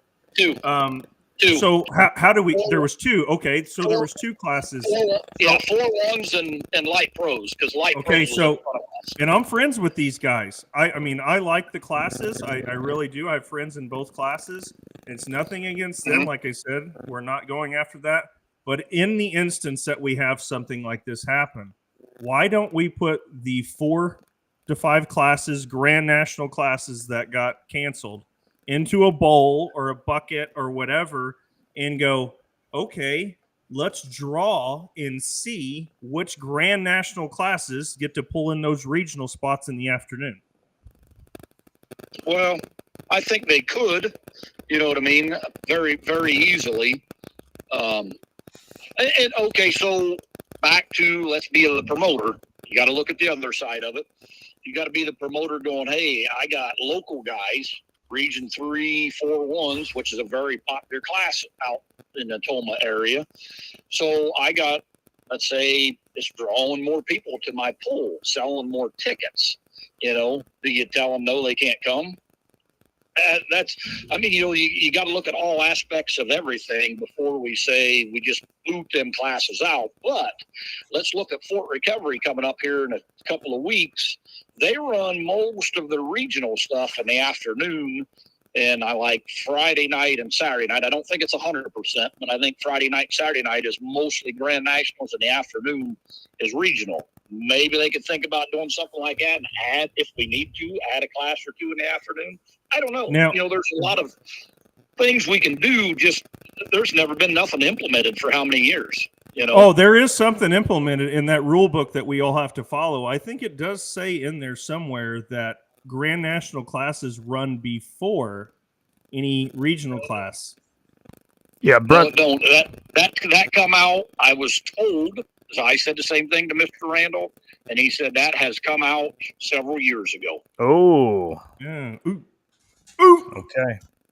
All right. Well, hey, we all got an I have education. one last. So obviously, I'm a two-wheel drive puller, and I'm partial to this. I love the class. Have a lot of respect for it. But can you name one promoter that wants two-wheel drives at their event now? Because I'm saying this not because the class is highly competitive. It's probably as unpredictable as any class there is on pure numbers. Maybe the mini rods there with it, but like, is there a promoter that you think wants these at their event? Grand National, sure. I think it brings in entry fees. You know what I mean? You look at how many people. Hey, we're not talking about the money. We're talking about competition. And then look at how many pay a per hook and pay a entry fee and so on and so forth. Sure they do. I mean, I think they do. Here's what I see out of this. They see the wow number. Bowling Green wants, hey, I want, 50. We got 50 two-wheel drives. Look at this. Yeah. You know what I mean? But then all of a sudden, oh, damn, we got 50 two-wheel drives. We can't even run all these things. A good number is a help, and it's a hindrance both. You know what I mean? And I don't know how to get around that hurdle. I got a great idea to get around it. I don't like saying that because, again, obviously I love the class and partial to it. But at the end of the day, all these events I referenced before we came on here, at some point we have to look in the mirror and say, I don't think these guys want this class here. So something, as we've talked about, should probably be changed. And it sounds like, as we all said, maybe there will be change. But it's too competitive and too like there's great competitors in that class for it to have that rap, because I feel like right now has a rap that we don't want these guys at our event. So all that's being said, I think hopefully there's some ways to remove that thought process, because I think promoters don't want them at their event, but maybe I would argue, Chase, that they're still paying good money to have the class there. So if they didn't want them there, they wouldn't pay the money. So clearly they want them there. You don't pay for what you don't want. At this point, there's three. Well, there's Toma, Rockwell, Bowling Green, who have all classes. So is that the entire two-wheel drive schedule now? I think, and then Fort Recovery, right? Am I right, Brent? Is there anything else? Fort Recovery and Napoleon. Napoleon. Which there was some talk last year about something we're going to get to a little bit later, of limiting the number of vehicles that come to that pool because of the size of the facility in one track and the length of the show for one track. Yeah. I'm not saying I'm not knocking the class. I'm just being realistic. Like, hopefully there can be something done, because I think there's no doubt, Chase, it is an issue. Our size is a hindrance for story of your life, right, Brent? Well, yeah, the size is a hindrance. Yes, you're right. I didn't say big or little. We'll just leave it at size. Well, here's one way to fix that problem. When we started seeing this a little bit at the Farley pool, which was a great idea per a bunch of pullers, is who says that you have to have 50 vehicles per class per session? When you start breaking these numbers up and go, oh, let's run 25 this session here's my idea. Just an idea. And I know Mother Nature can still wreck this idea, but if you split the numbers up, say you have 3 days of pulling, which I genuinely believe that all pulls should have 3 days of pulling. You run half the class on Friday or Thursday night, whatever it is. There's 5 sessions at some of these pulls. You can run every single class, crunch the numbers in each, take the top part of any of these classes and combine them in on a Saturday night finals. That way the track doesn't change when there's 50 vehicles. Nobody gets tired of watching 50 vehicles at a time, and you still get every show per session. Say a fan can only come on Thursday night, and maybe he doesn't want to watch diesel supers, mini rods, light unlimiteds, and or light modifieds and whatever. If you split it up that way, you get to watch every single class in a smaller content per day with a finals on Saturday. I think that's an option for a solution. Thoughts on that, Brent? I think that could work. And my thoughts was something similar to that, and like Bowling Green go back to a Super Sunday session, you know what I mean, or something like that. But yes, exactly what Adam's saying. I think that could work. But like he said, it can still screw 25 of you because we could rain out Thursday night and never get that. And you're going to have that. And all that said, you have to have promoters that want to do that. Like there's a lot of pieces to this puzzle, and I think we can talk in ideas. But I think it's a great idea, but it would just take a lot of people to change what they've done. Not saying they won't, but all that being said, the 2-wheel drive class, maybe we all can, for the better good, pray that there is some type of change and that there will be more promoters than the ones that are there now that want them at their events. Yeah, for sure. Brent, go ahead. No, I was just going to say, I think the 20, my idea was 20 Grand National competitors, 15 from last year's points and 5 from the region. And if the region guys don't want to bump up, that way you can still move in and out. You know what I mean? And maybe it's just going to have to be limited to that. You know what I mean? I don't know. Well, that's going to bring us into our next topic, Brent, because we are going to move on from this. And I want to thank you for being a great guest on here. But it's definitely going to move us into one of our next topics here when we talk about that. You can take the top 15, but only if you're in the top 15. For sure. You have a chance. Brent, one quick question before we go. A lot of those 2-wheel drive pullers looked pretty heated. If any of them were to have a go at Mr. Marvin, which one of them do you think would give Marvin the hardest time in a hand-to-hand fisticuff? Hard to say. I think Marvin's pretty squirrely. I don't know if I'd want to tangle with him or not. Oh, no, I agree. But out of all the gentlemen in the 2-wheel drive class, who would you put your money on versus the old boy Marvin? Well, I would probably have to say Chase, and his good elbow might give him a good run for the money there. Oh, Chase. You think Chase could take Marvin? Good elbow? Yeah. If not, he could outrun him probably anyway. Well, that's probably true, but I think my bets are on Marvin. I think he's my boy there. I think he's whipping Chase's ass for sure. Brent, we got to say thank you for coming on. I think we're going to stick with this theme with all these guests tonight. Matt Johnson, dirt late model racer. We asked him one mini rod puller he would put it into the wall. If you could put one 2-wheel drive puller into the wall, who would it be? One 2-wheel drive guy in the wall. You can say it, Brent. It's okay. I don't know. That's hard. I don't know that I got really what I would call any enemies, but I'm not a big Busch Light fan. So how's that? Oh, you'd put Chase into the wall? Is that what you're saying? It's very possible. Yeah, you drink Bud Light.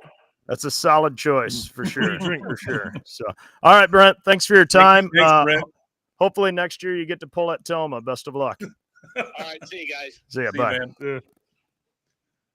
Well, do we feel that was a good discussion? Put me in the wall. But the good news is we're not ever going to run, so I'm safe. Does it feel like we covered that 2-wheel drive debacle the best that we could? Well, I mean, I feel like we did, but I mean, according to our somewhat plan, we got to make another phone call, and we're running a little long in the tooth there. So I feel like we should just cut the BS and get right to it, right? I still like the shield there with the NTPA Yeah, of that was silly. no. I don't know. I probably shouldn't share who even sent that to me. I shouldn't have even showed that. What nonsense. Tool But, You might know him. No tool drop pullers allowed. Yeah. Well, unfortunately, we might have to change the name of that thing here after one of our next topics coming up. yeah, I'm trying to. Oh, here we go. Here we go. This is Donnie. Sorry I missed your call. Oh, Donnie. Oh, yeah. Reject button. Tone. Please record your message. When you have finished recording, you may hang up or press 1 for more options. Yeah, Donnie, we were calling you. This is Tyler on the No Practice podcast. We wanted to get the lowdown on what broke on the sled at Toma. And as our official sled correspondent, we wanted to hear it from you firsthand. So, yeah, give me a call. That'd be great. Thanks. Bye. First Brett may have voicemail went left. a little long, but Donnie was a little short. And so the good Lord balanced us right out, and we can keep on moving. Okay. Well, we were Yeah. trying to have When a you sled say Donnie, operator. we should probably share Donnie Bauer Yeah. with Ironman Pulling Sleds told us he would come on to share what malfunctioned with the sleds and maybe give some insights on sled maintenance and what goes into all this, because it is a rare occurrence. I think we talked about this maybe the other day. When was the last time you all remember a sled breakage ending an event? I don't really recall one. Do you? No, I do not recall. I mean, it's been a little while, but I mean, for the amount of times those things go up and down the track and the abuse that they see and the speed that we're dealing with these days and the impact of the box on the stuff. And if you actually look at the inner workings of the sled, it's amazing they don't have more problems than what they do. But very unfortunate for that two-wheel drive class. I don't know. I got a lot of customers. I've been getting a lot of phone calls about it, and all we're trying to do is find a solution, right? I mean, I think at the end of the day, that's just what we're trying to do. We're trying to make sure that everybody kind of gets their voice heard and has something to say, because there's a lot of good ideas out there. They don't just come from me. This comes from other people, that have mentioned things to do, and we're all just trying to find a solution. So very unfortunate for their class. I've never seen a class get rained out when it's not raining. But hey, never say never. Yeah, there's nothing easy about it when it comes to getting a first place pull at Toma. But you know who did get a first place at Toma? A gentleman with also one of Adam's customers, Mr. Brandon Simon. Welcome this evening. How are you doing, sir? Doing good. And your first place at Toma, tell us how that went for you. And I don't believe that was the only first place you got that day. Give us a breakdown of your day after you pulled at Toma. Well, she was awful muddy there, and kind of just told Brad, throw the Nashville tune-up at it and set up, and we'll shoot for the fence there. And she shot us down through there and came out of there with a good win and got a red flag, and the old miners are happy. And my brother's like, you guys check the filters.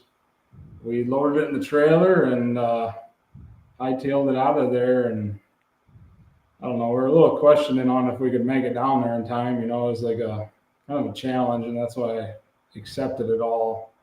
So when I pulled off the track, Jason's like, we need to do an interview. Like, I need to take a shower and I need to get behind the wheel. And we went back, loaded it, and RJ did the interview for me, and kind of got rolling there. And ETA on the phone was like 9:15. I was like, holy shit, how are we going to make it down there in time?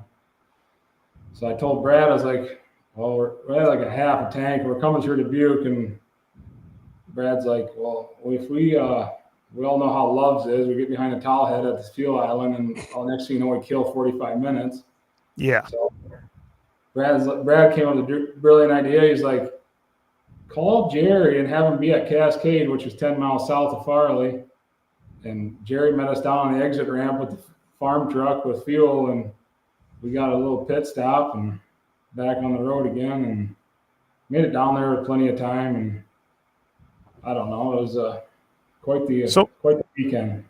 For people that don't know, Brandon Simon ran in the afternoon session in Toma, Wisconsin, got the win, and then like a scene, NTPA at an NTPA event, and then like a scene from Smokey and the Bandit, he loaded up and proceeded to drive to Macon, Missouri, where there was an evening session with the Pro Pulling League, where he also campaigned his modified. So how many miles was it that you had to drive, Brandon, in between your afternoon hook and your evening hook?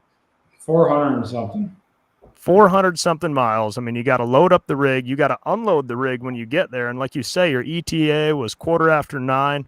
What time did you roll in? What time did the tractor roll out of the trailer? And what time were you flying down the track?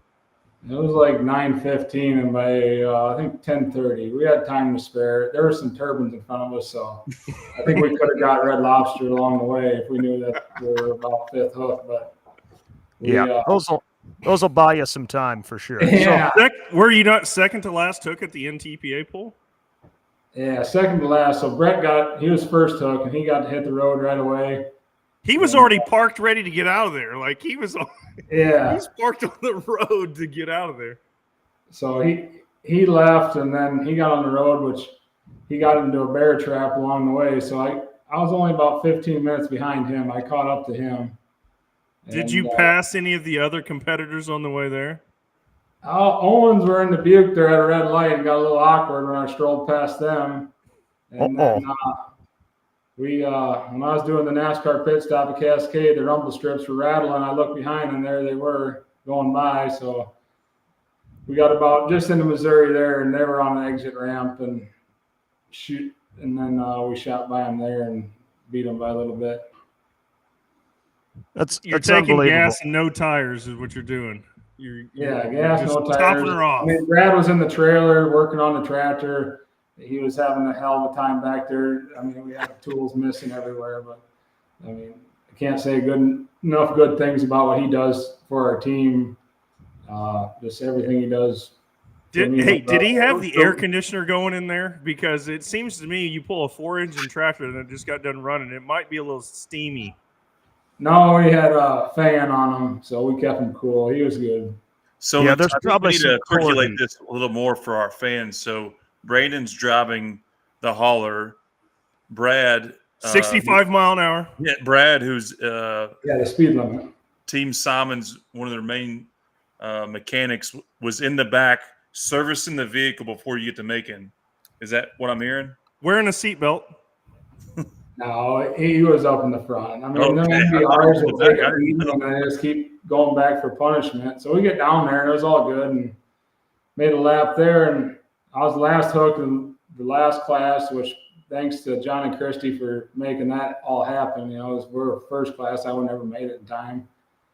So we go get teched in. Larry Richwine came over, teched us in, run through the scale, checker hitch. We go pull, and Jerry Nelson was a flag guy, and I got 2 red flags in the same day. He red flagged me down there. And then once I get done and go do my interview, Dean still towing, put up down there another $2,000 to the furthest combined distances of both nights. And he says, hey, I put up this money up. I said, well, Jerry red flagged me. I said, how's that work? He's like, you'll be fine. And I was like, I told Jerry, I said, hey, if we're 10 feet shy, Jerry Nelson's getting the checkbook out. Because she had a lot left in her, and I let out of it. But it was all good. I don't know what the distance was, but we got the $2,000 down there too. And it was a good event. It was hot Saturday, but then we went back Saturday and won Saturday night down there too. That thing is arguably, probably, you don't even need to argue. I feel like it's the most dominant vehicle in any pulling class right now. Would you agree? Yeah, I'd agree. Yeah. What's your secret? You know, just, you know, I gotta bite my tongue. What's your secret? Well, the secret is I hate her and she hates me, and it makes a good marriage. Okay.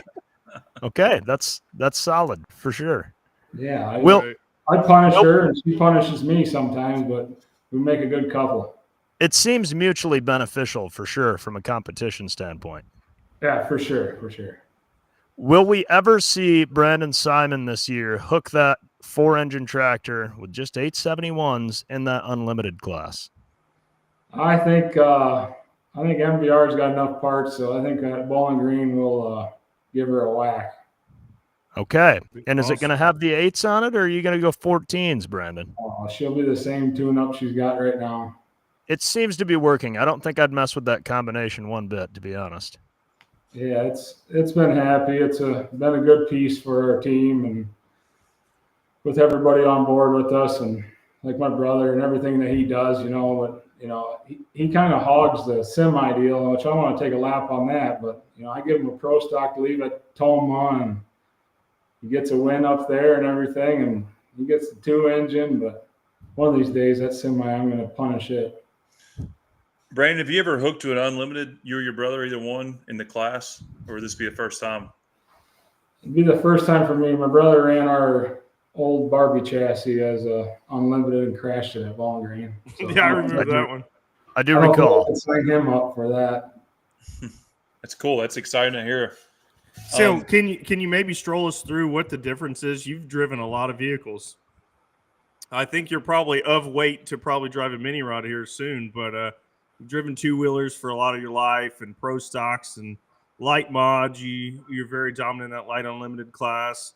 You get into the mods. I mean, kind of tell us what you like about each of them, or which one you like the best. I don't know. They always ask me that question in the shop too, and I just go back to whatever things. When something is winning is always fun. It don't matter what you're sitting on. Right. I just kind of, I don't know. I feel everything's a challenge to me. So, whatever I'm on, I want to win, and we're going to do it at our best capability. And if Adam offers a mini rod ride, since he's got 3 of them, I'd get on and take a lap. But Well, how much do you weigh, Brandon? 210. Okay, well, we're 5 pounds different, so we'll see what happens. You will give me a tune-up too, and we'd make a good team. Sure, absolutely. I feel like Brandon would make a hell of a mini rod driver because, like you said, he's all down for just punishing the engine. So he would just hero or zero driving, full send, run it. There's no discussion about it, Tyler. You know as well as I do. You guys ran 3 mini rods for a long time. I run 3 mini rods now. It's a lot, and there has been talks of downsizing this team at some point in time. But there's even been talks about who may own one of them things one of these days. But I'm pretty sure, Brandon, if you ever get in a mini rod, you don't want to be in anything else, maybe besides that 4-engine mod. Yeah, I don't know. We'll see. Pro stock's got to be fun. But hey, while we're talking about this, that pro stock deal, while we're talking about this, when RJ jumps up on the step and you guys are talking, what are you guys talking about? We're still trying to figure this out. He's like, he always jumps up and like, hey, dude, I love you. Make sure you make this goddamn thing to the other end, or I'm going to get on the seat the next time. So, I don't know. Okay. He's like, hey, you got your neck brace on? Like, yeah, it's underneath my collar. We're good to go, bud. Oh, okay, just double checking. Good luck. Yeah. Hey, and me and Chase have talked about this a little bit. I don't know if he's going to do it, but we might have a little meeting at Chapel Hill ourselves. So stay tuned to the live stream because it might be worth it if you want to watch it. Just saying. We'll be watching. So, Brandon, tell us a little bit about Chapel Hill's coming up, but can you maybe tell us a little bit about your schedule, what you have coming up, and where you're going to be at? This weekend I'll be in Jerseyville, Illinois with the mod PPL, and then next weekend with the mod and a bootlegger down at Henry, and RJ will be down at Chapel Hill. Okay. Tell us about the bootlegger transaction, Brandon. There's a lot of discussions on Facebook. How much details would you care to share on that? It's just got offered to us, and we took upon it, me and my brother and our family, to buy it. And then part of the contract was that he got to drive it there at Somerset, and he's going to drive it at Bowling Green. And we're going to campaign it the rest of the season. Okay. Have you ran it since Farley? I don't think you have. Have you, Brandon? No. Gotcha. But it's So, here and for the fans out there, I know you guys have another pro stock in the works. When can we maybe potentially see that thing come out? End of season, next season probably. Yep. Our shop is pretty full right now, so I mean we don't need more work, but Yeah, but you guys moved the wall once and doubled it in size, and there's more real estate. That wall could keep moving. That one room's pretty empty over there. yeah, it's we moved the wall, and I mean it's the pulling shop is kind of like when you build a cattle pen. You build it for so many head, and that's what fits in it. It kind of keeps you under limits. You know, like, I'd really like to buy 5 pot loads. Well, only 3 fit, so like you're limited there. So like 12 pulling vehicles, and I mean like 6 or 7, 7's full. I mean, but if we park this one on top of each other, I think we can get 8 in there. But Oh, there you go. You're going to have to get a lift for some 2-wheel drives. You know, you could probably put one 4-engine tractor on a lift and have another one underneath of it for sure. I know there's more than enough room for a mini rod in there somewhere. Oh, yeah. we had 3 years in there, so I know we had all 3 of them in there. We had all kinds of room. Yeah. I see something brewing, a mini rod return to Farley. I think we're talking it into existence on the. We're project. acting like it hasn't happened. The Simon's campaign mini rod, they won a points championship. They actually campaigned 2 of them, and were very successful with both of them. There's no doubt that you guys have been in and out of the sport, done game-changing things in the world of pulling. You raffled off a tractor. You've put on the biggest payout pulling purse in history. Anything you guys maybe have on the back burner that is a shock and awe for the rest of the pulling world coming up? No, just 26. We'll be having another pull here, and it'll be bigger and better, hopefully. And with all the fan support and all the puller support, it was a success this year, and I really enjoyed competing in it too.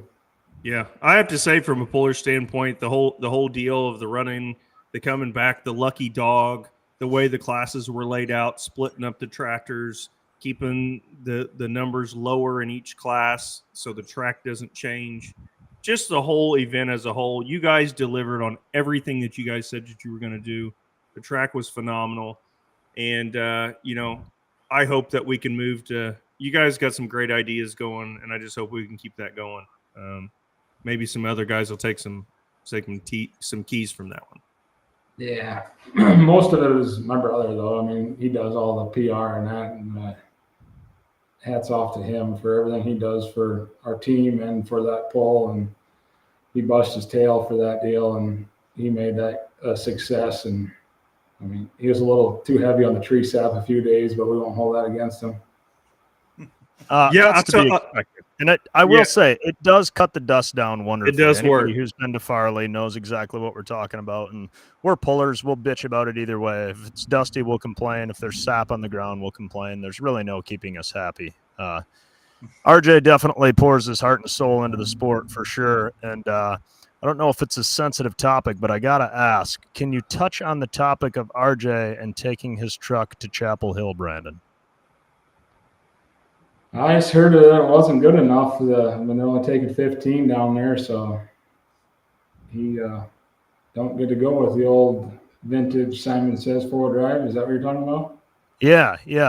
So how that system works with Chapel Hill is, I believe it's top 15 in points. And, in the NTPA, the 4-wheel drive trucks have had a pretty extensive schedule. How many hooks have they had, Brandon? I think they had one because one was rained out in Toma. I think. Yeah. So that's a little tough. So they take the top 15. What's he sitting in points right now? I'd have to look. Not 15th is what you're saying. So Right. In memory of RJ Simon's 2025 4-wheel drive points race, it had a good run from the 26th of June to July 18. A small moment of silence, if you will, for the fact that this gentleman who signed up with a Grand National license, wanting to tour and chase and pursue that Grand National Championship, has come to an end already. So sitting in 20th in points, He will not get to go there. Is that a good system, Brandon, for cutting down on numbers? Or how do you think, as involved in promoting a pull, how do you think that should look? Well, I mean, look at it as if it was me or you, and it was our rookie season. We went to Toma and we had a crank trigger magnets not firing right. I've heard of that happening. And we got 22nd place, and here we are going to run for points, and they're saying, your season's done.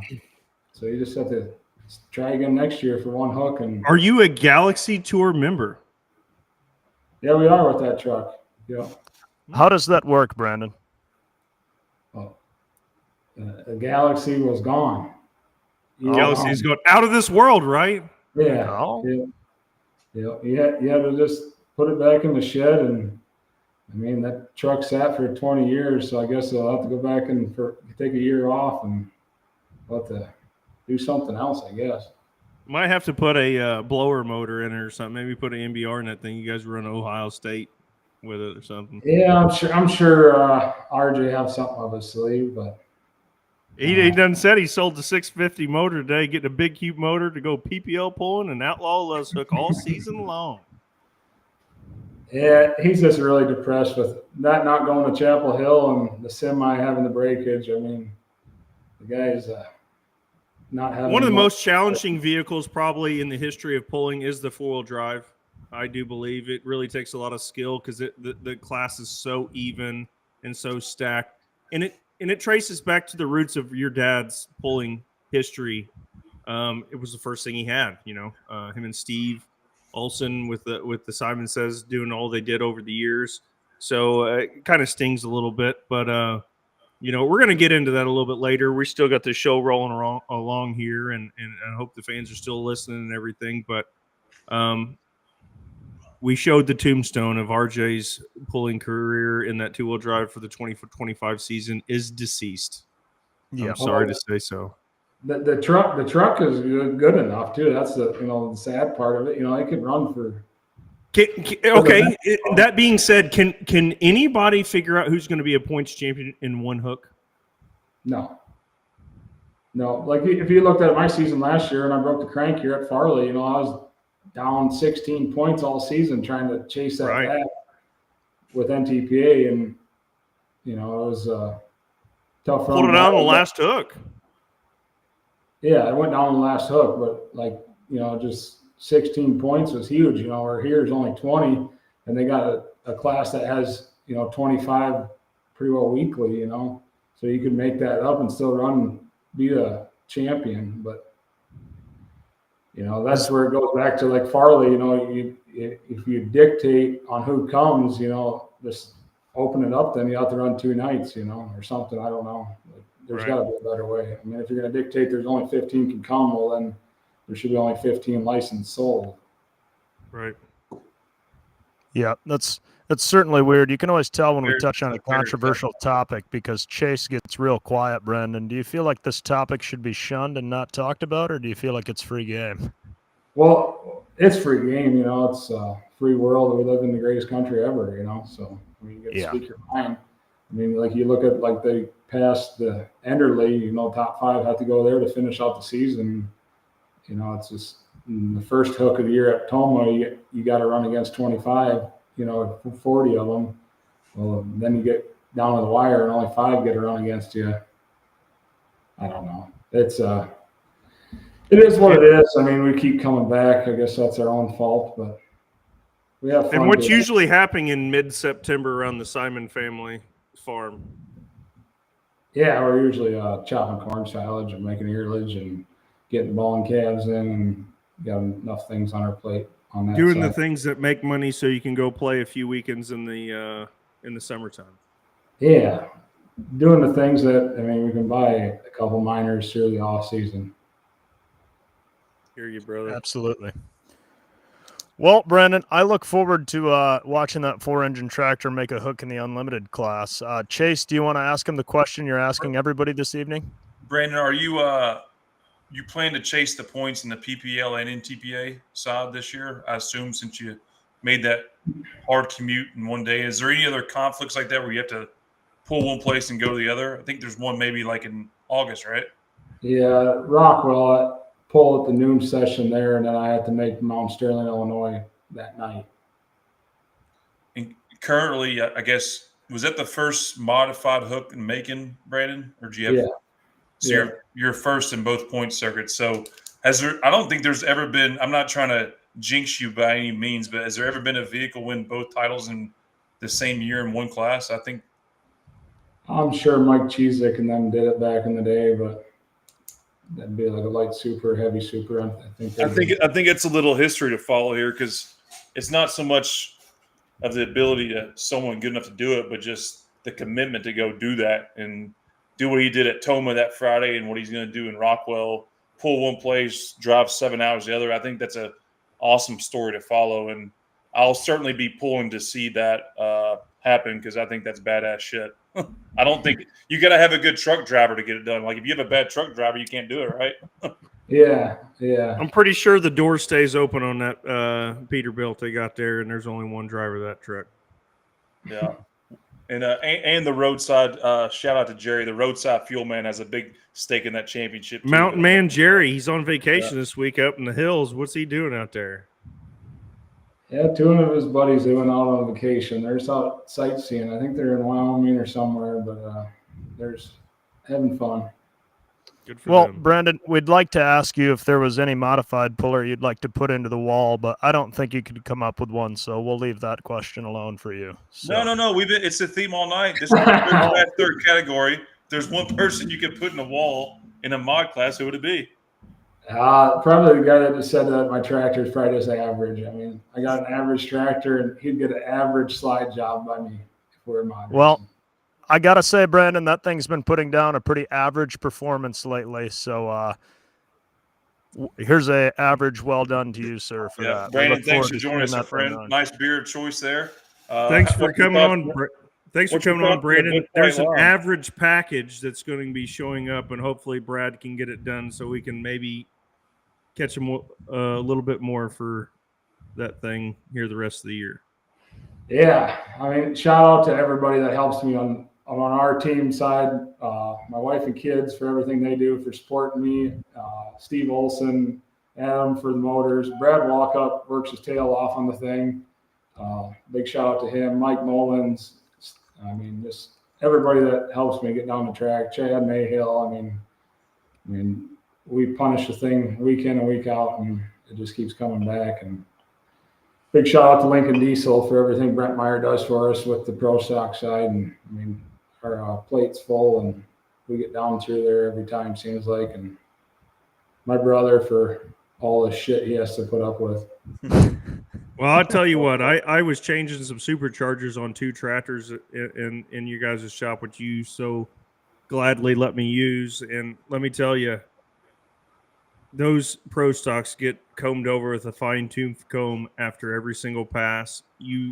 It was amazing to me to watch the manpower that stopped by and were checking injectors and injector lines, and like these guys make sure that stuff is grade A before it meets the track every time it goes down the track. So, congratulations to you and your crew. You guys got a hell of an operation, and you guys have made me a better puller. Steve's made me a better puller. Your whole group as a whole there has made me better. So just glad to be teamed up with you guys, and best of luck the rest of the year, man. Yep. Thank you. Thanks for having me on, and see you. Cheers. Brandon. Cheers. A guy win 2 championships in 1 year. I'm gonna be pulling for that. I think. Well, I can tell you right now, if there isn't 4 sets of anything sitting around here, if the phone call comes in, they better be getting it, because they're running hard. It shows, but the mad dash from Toma, Wisconsin to Macon, Missouri, that's the storyline that gets me. Like, the fact that several teams did that from Toma to Macon, I mean, that just shows how dedicated these people are in the sport. I mean, it's one thing to have the financial investment to have a rig and, take the time off of work and head to an event, but to run at an event in the afternoon, load up, go 400 some miles, and then pull again that evening. That's some pretty badass stuff. We don't. Is there 4 vehicles? It's it's Brett Berg, Brandon Simon, and then the Owens' 2 tractors that do that swing. Yeah, Tommy Owens and Dylan Owens, they all made their passes. They loaded up and they hightailed it down 7+ hours to get down to Macon to support the other organization that puts on great events. That's pretty cool. That's props to all those guys for having that much dedication. That makes me feel lazy. Yeah. I think I need to build a couple more mini rods or something. Yeah, right. If NTPA had a noon pull and Pro Pulling had a night pull, could we pull that off, you think, with a mini rod?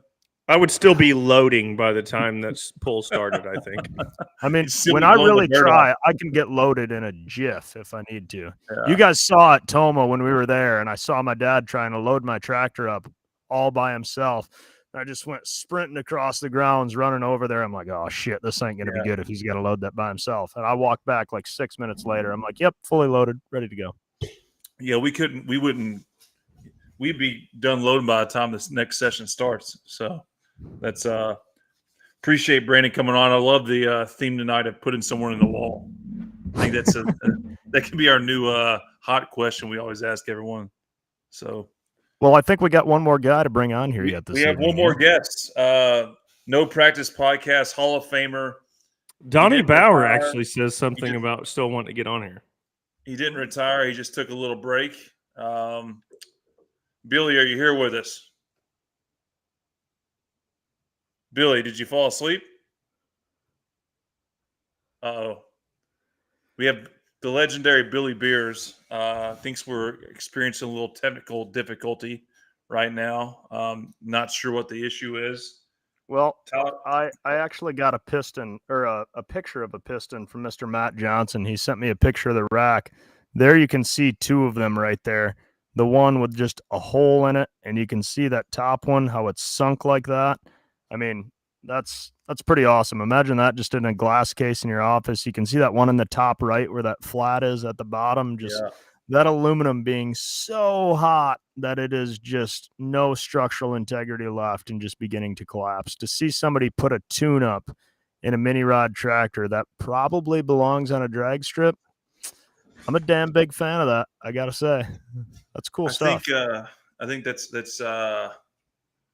he set the bar for if we ever win 50,000, what we want to do with our stuff. I guess we might need to melt something down though first, though, Tyler, right?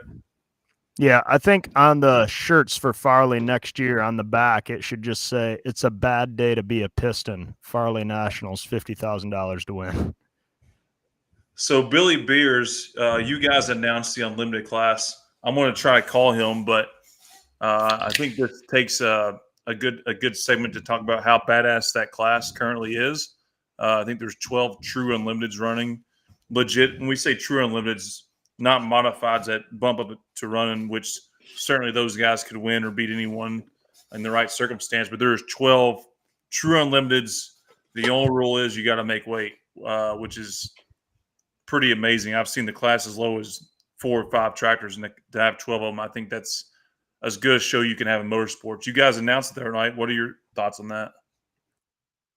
We did. It was a good time. Adam and I had the privilege of sitting in the full pull trailer and doing the live stream announcing. Granted, we're no Dan Mayer, but that was our, I think, 3rd time doing that maybe. And I feel like we're kind of getting the hang of it now, but it would be nice to have a little bit more notice so we could do a little bit more prep work. But the unlimited class, I mean, Adam and I maybe disappointed some live stream viewers, but the unlimited class did not. The amount of tractors that were that tight as far as the finishing distances. I mean, it kind of reminds you of like the Pro Mod class where you've got all these different combinations and somehow you can still find parity between them. You know, you got guys with 4 engines with screw blowers, 4 engines with 1871s, 5 engines with, 14s, or, 4 engine tractors with 14s. It was cool to see that many different combinations come to the track, compete for the same goal, and finish within feet of each other. Usually one guy's blowing it out the end, but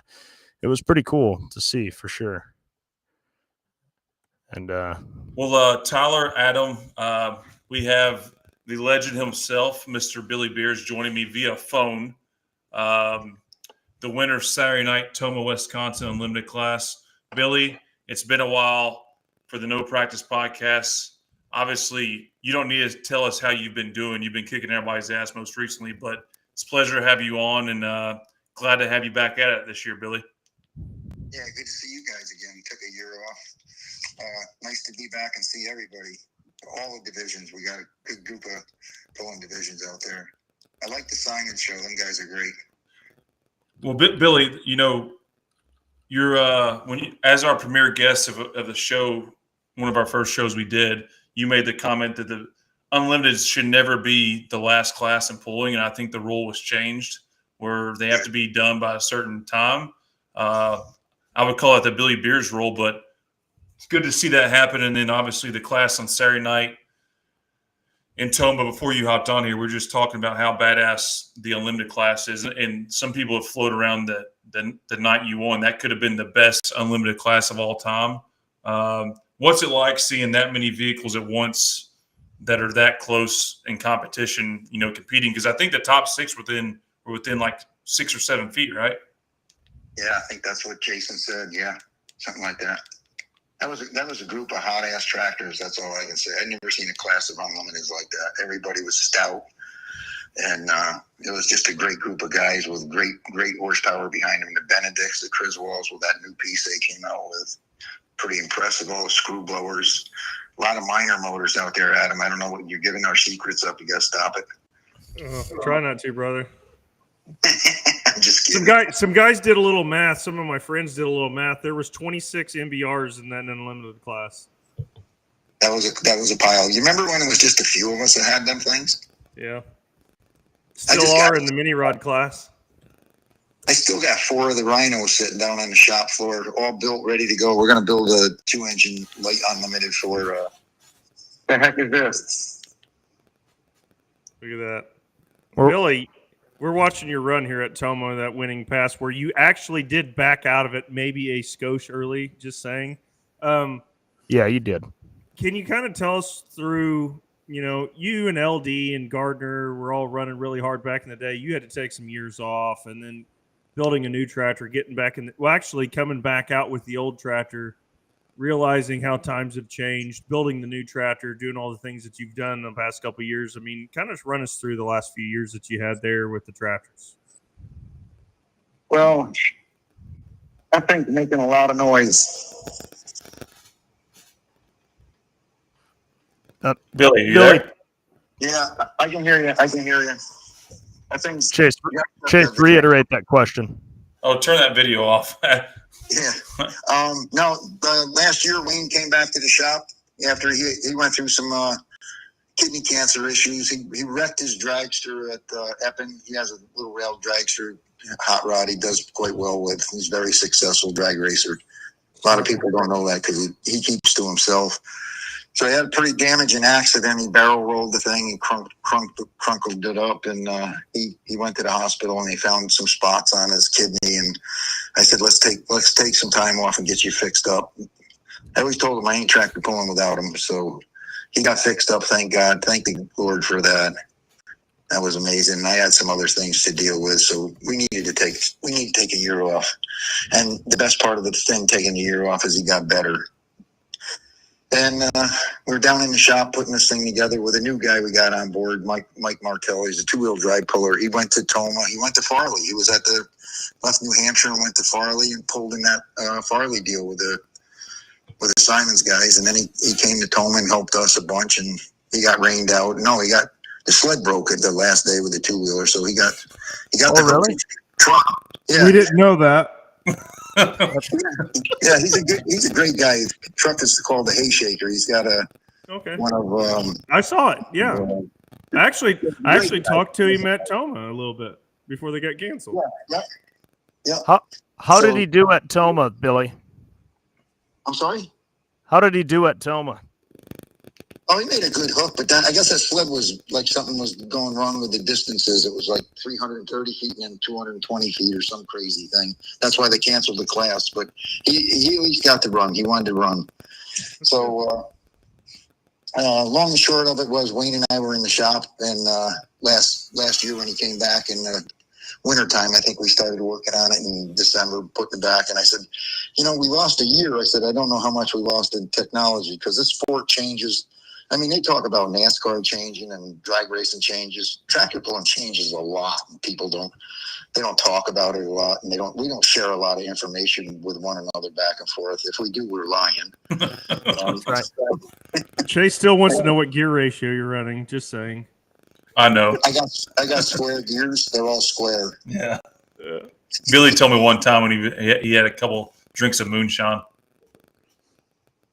Me? I'm kidding. No, we were looking. Wayne and I were looking at each other down in the shop, and I said, I better change the whole bunch. So I called Chad Mayhill.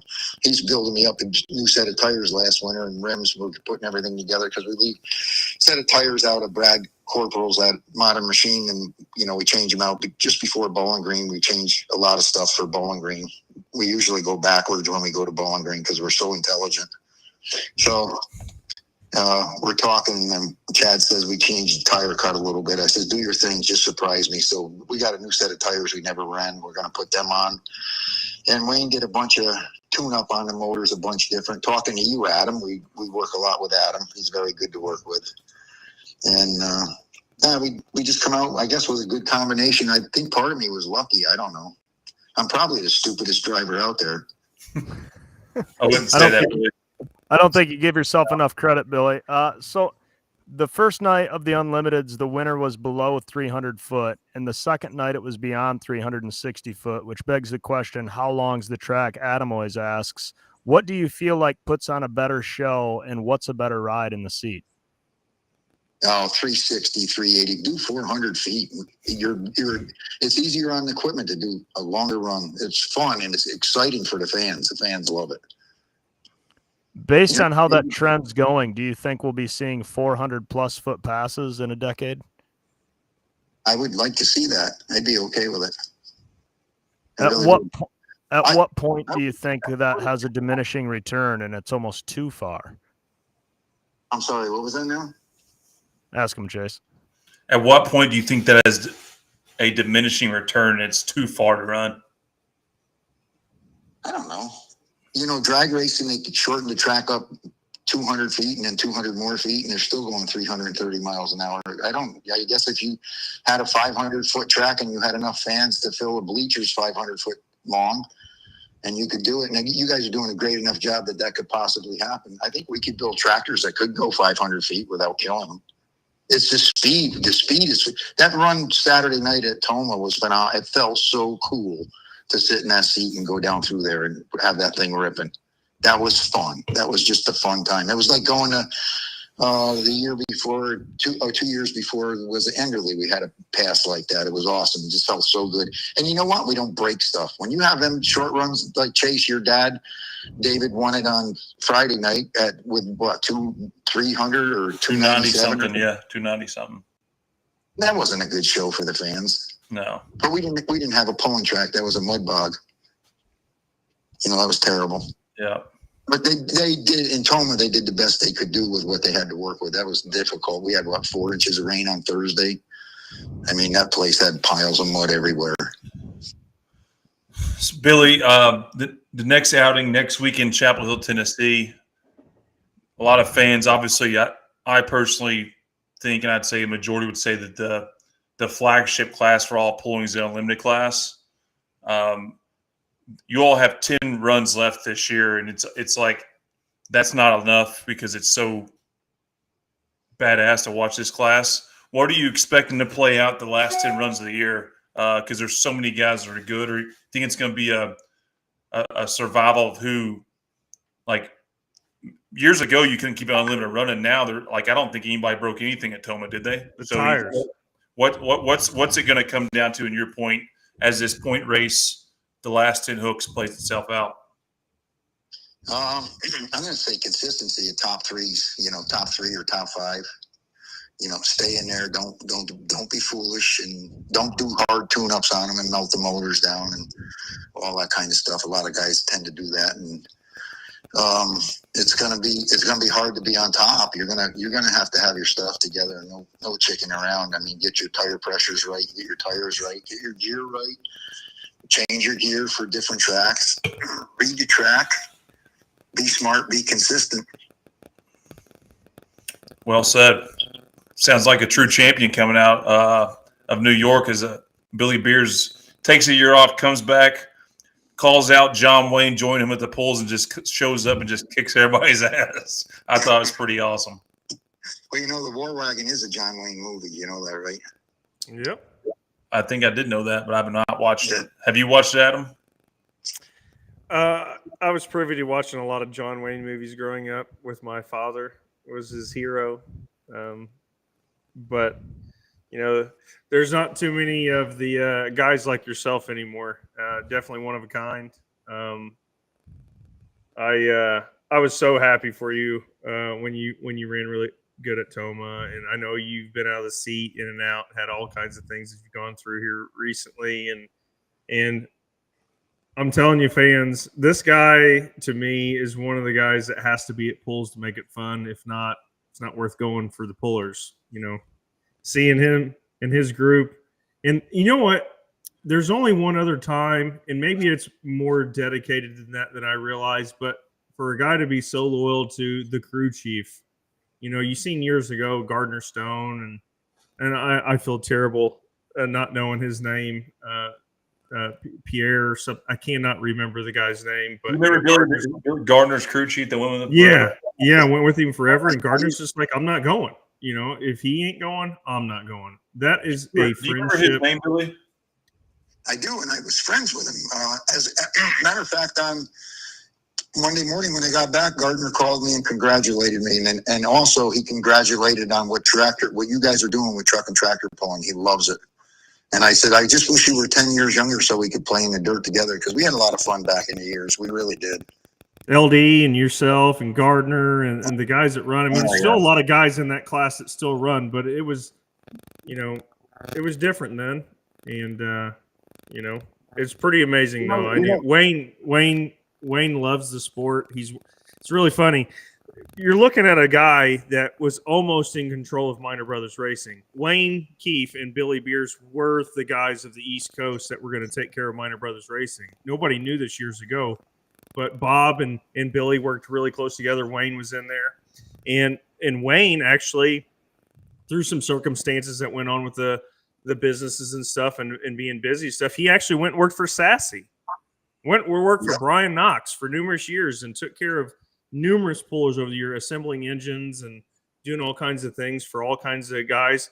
And then, some things happened with that situation, Sassy and Brian and all those things there. And Wayne kind of did his own thing. And then he's back at home with Billy again. And look where Billy's at. Like, Wayne Keefe is really the key to, I believe, listen to that man talk. He's a very smart individual. And very Adam said you're an idiot, Billy. No, I'm not saying he's an idiot, but it's the same regard for me. Like, I never looked at it really like, but you look at Toby. Toby goes with us everywhere, and he's our guy. Wayne Keefe is Billy Beers' guy. Billy, you had a funny story you were telling Adam or all of us. Yeah, you want to hear something funny, but I got to say that success starts with all of our employees. It starts with my son Billy, my daughter, the whole bunch of us. We work together as a team. You'll take care of parts of it. Wayne take care of his part, and they allow me to do what I do, and they allow Wayne to do what he does. But at 526 Hemis that Wayne built at Sassy, this is a funny story. The 526 one, he walked out the door and came back with me. That's crazy. How about that? 526 Hemis. Yeah, and Wayne might tell me I got that number wrong a little bit, but I'm pretty sure it was 526. And me and him had talked a couple weeks prior, and I said, just come on back. We got a place. This kid had gone. And we did, and he wanted to build this new tractor with Brad, and I said, you go ahead and do your thing. And all of a sudden, I thought it was going to be a 4-engine tractor, and he says, you got to lose some weight. We're going to put 5 minors on there with 1471s. I said, what? He said, we're going to do it. And we did it. I mean, you know what? We had a tough couple of years working the bugs out of it, but we got it. And I'm going to tell you, in the world of pulling, it was the stupidest shit that created breakage on that thing for 2 full years. And it was like, what? This can't be it. And it was. And Wayne was right at the beginning. He says, that ain't going to work that way. And it was one of them little things that we were tricking something out, and then it tricked it out the wrong way. But it was a fun 2 years. We never got discouraged. We drove long drives back home. And you left a pole because you were parked next to somebody you didn't want to be parked next to. The guy smoked us out, man. Flashback. Don't leave any poles, Billy. We need you there, brother. Yeah. We don't need you. No. If you're going to leave again, come get one of us. We'll stop it.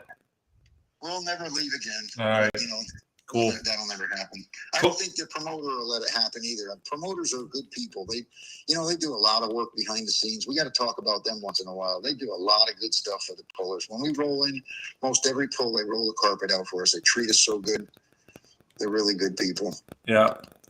And Billy, also, the announcement was made, but your winning pass is going to be on ESPN 2 next month. So, know you did the ESPN interviews at the end of the track, but exciting to have Billy Beers and obviously the whole class, but you couldn't have a better character to have on air on a major wave channel of people than Billy Beers. So pretty exciting news, and congrats again on your great win, and looking forward to seeing you in Chapel Hill. Did I hear the rumor you are building a 2-engine light mod when you came on? Yeah, I think this winter we're putting my old tractor, the old Stampede. Yep. And I figured Billy and my grandson could go play with that thing in the state a little bit and have some fun. That'd be really cool. Once in a while. Cool. So. And after seeing you, Chase, you ran your dad's new tractor, the 2-engine tractor. Yep. The sexual innuendo. You like that ride, don't you? Yeah, it's definitely different. That's pretty cool. It's definitely different. Yeah. So.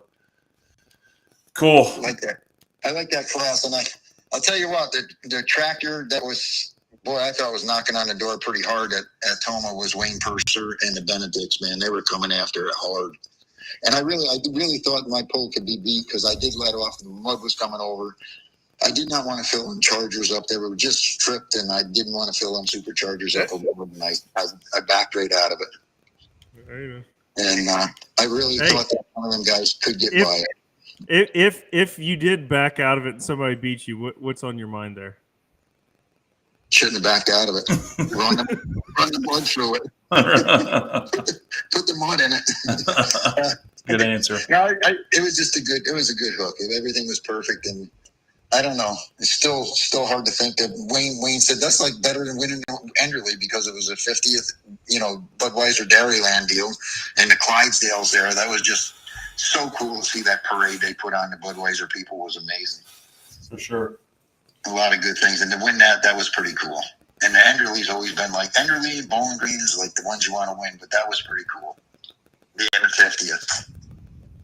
Pretty awesome. Tell you guys, I'm pretty tired. It's 10:35 here in this East Coast we live in with this crazy New York State deal going on, but yeah, it's all good.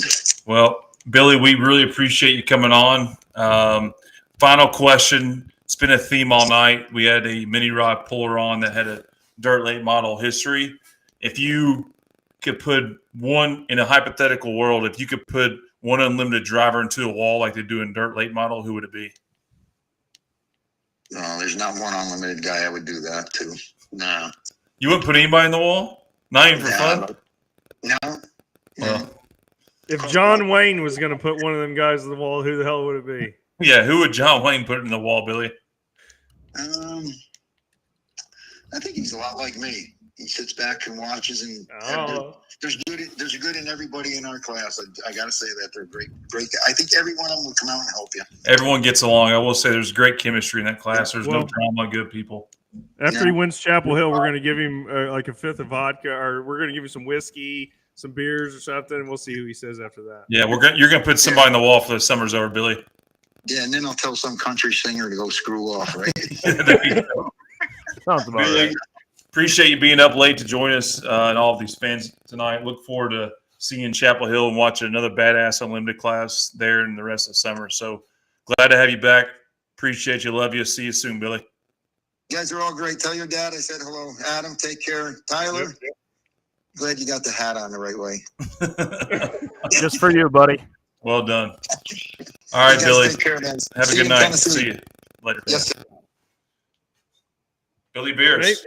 Maybe a little bit different tone than the last time we seen him, but nevertheless, a awesome man. A bit more mild manner, Billy Beers. Mild. Okay. I think he's focused on kicking everybody's ass. This isn't no He's fun. dialed in. Yeah, he's dialed in, Billy. So, it's been a different type show. A lot of guests, a lot of different topics. We've kind of been all over the place, not in a bad way, but we've been gone for so long. Thank you to each and every one that's been on here. And I don't know any final words. I guess what's going on for myself, everything just getting good for Chapel Hill. And then, Well, we still got a decent amount of viewers. Can we talk about a few things that's going to happen at Chapel Hill? I don't think we hit on that a little bit. Maybe we need to bring that up. Yeah. So sure. Adam, explain to the people.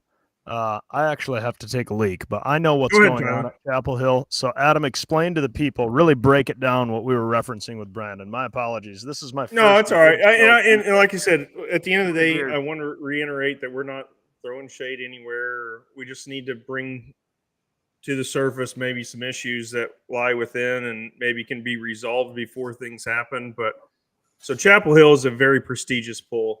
And for anybody that has ever gone to that event or watched it, you definitely have to be there to understand why it's significant. It's significant to me in a totally different manner than maybe others.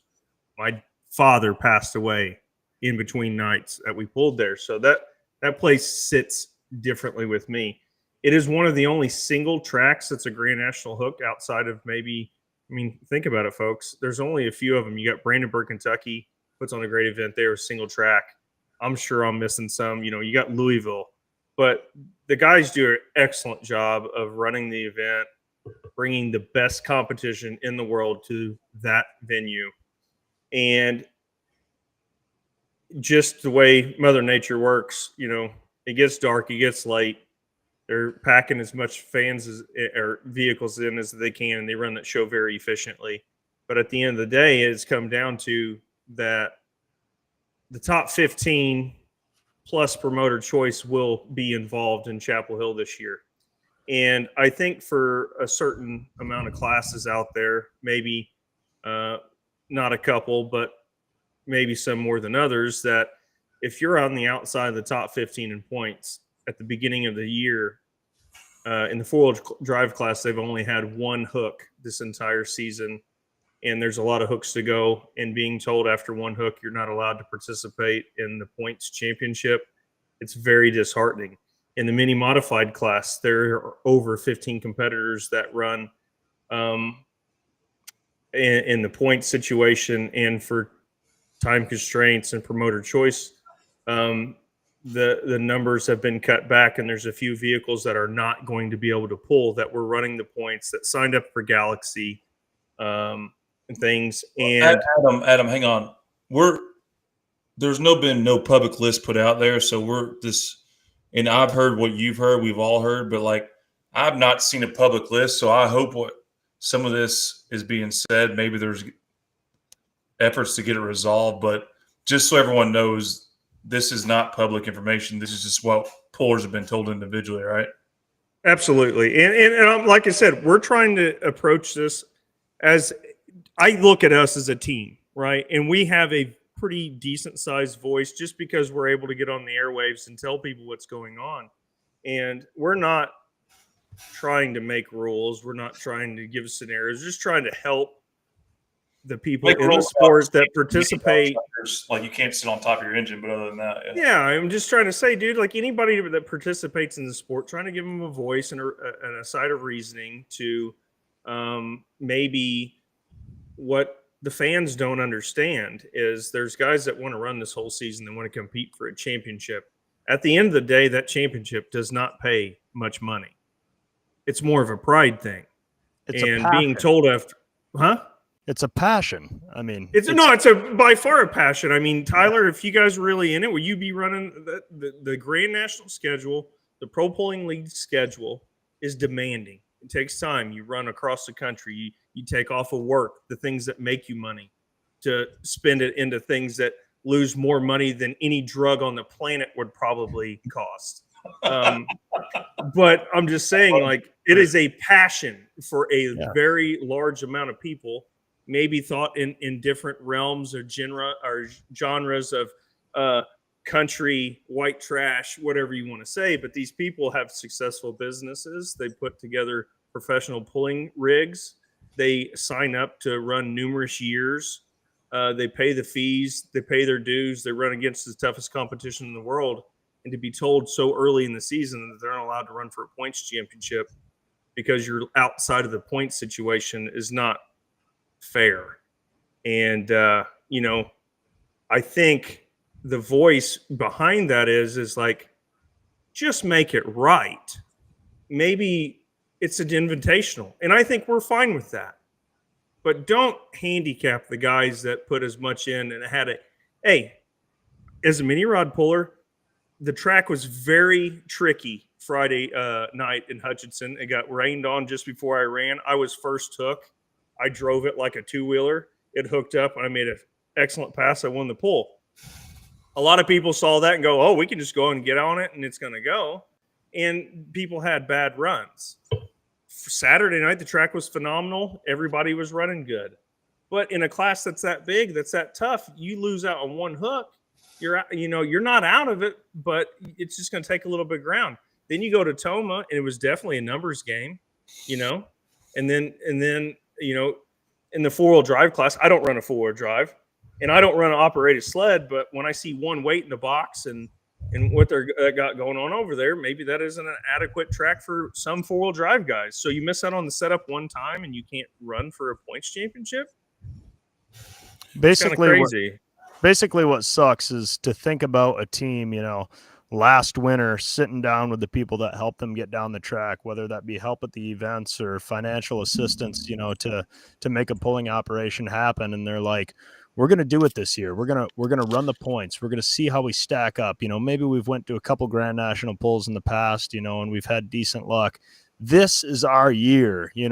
We are going to do it. We're going to go out there and we're going to make an attempt at it and see where we stack up at the end of the season. And just because you get off to a rough start, it sucks to think that some of those, chases for that points title are going to be neutered like that. And if anything, what this says to me, because for the outsiders, this is not a new rule for Chapel Hill. This has been in place for quite some time. And I don't think that this has been a problem quite like this, like it has in the past.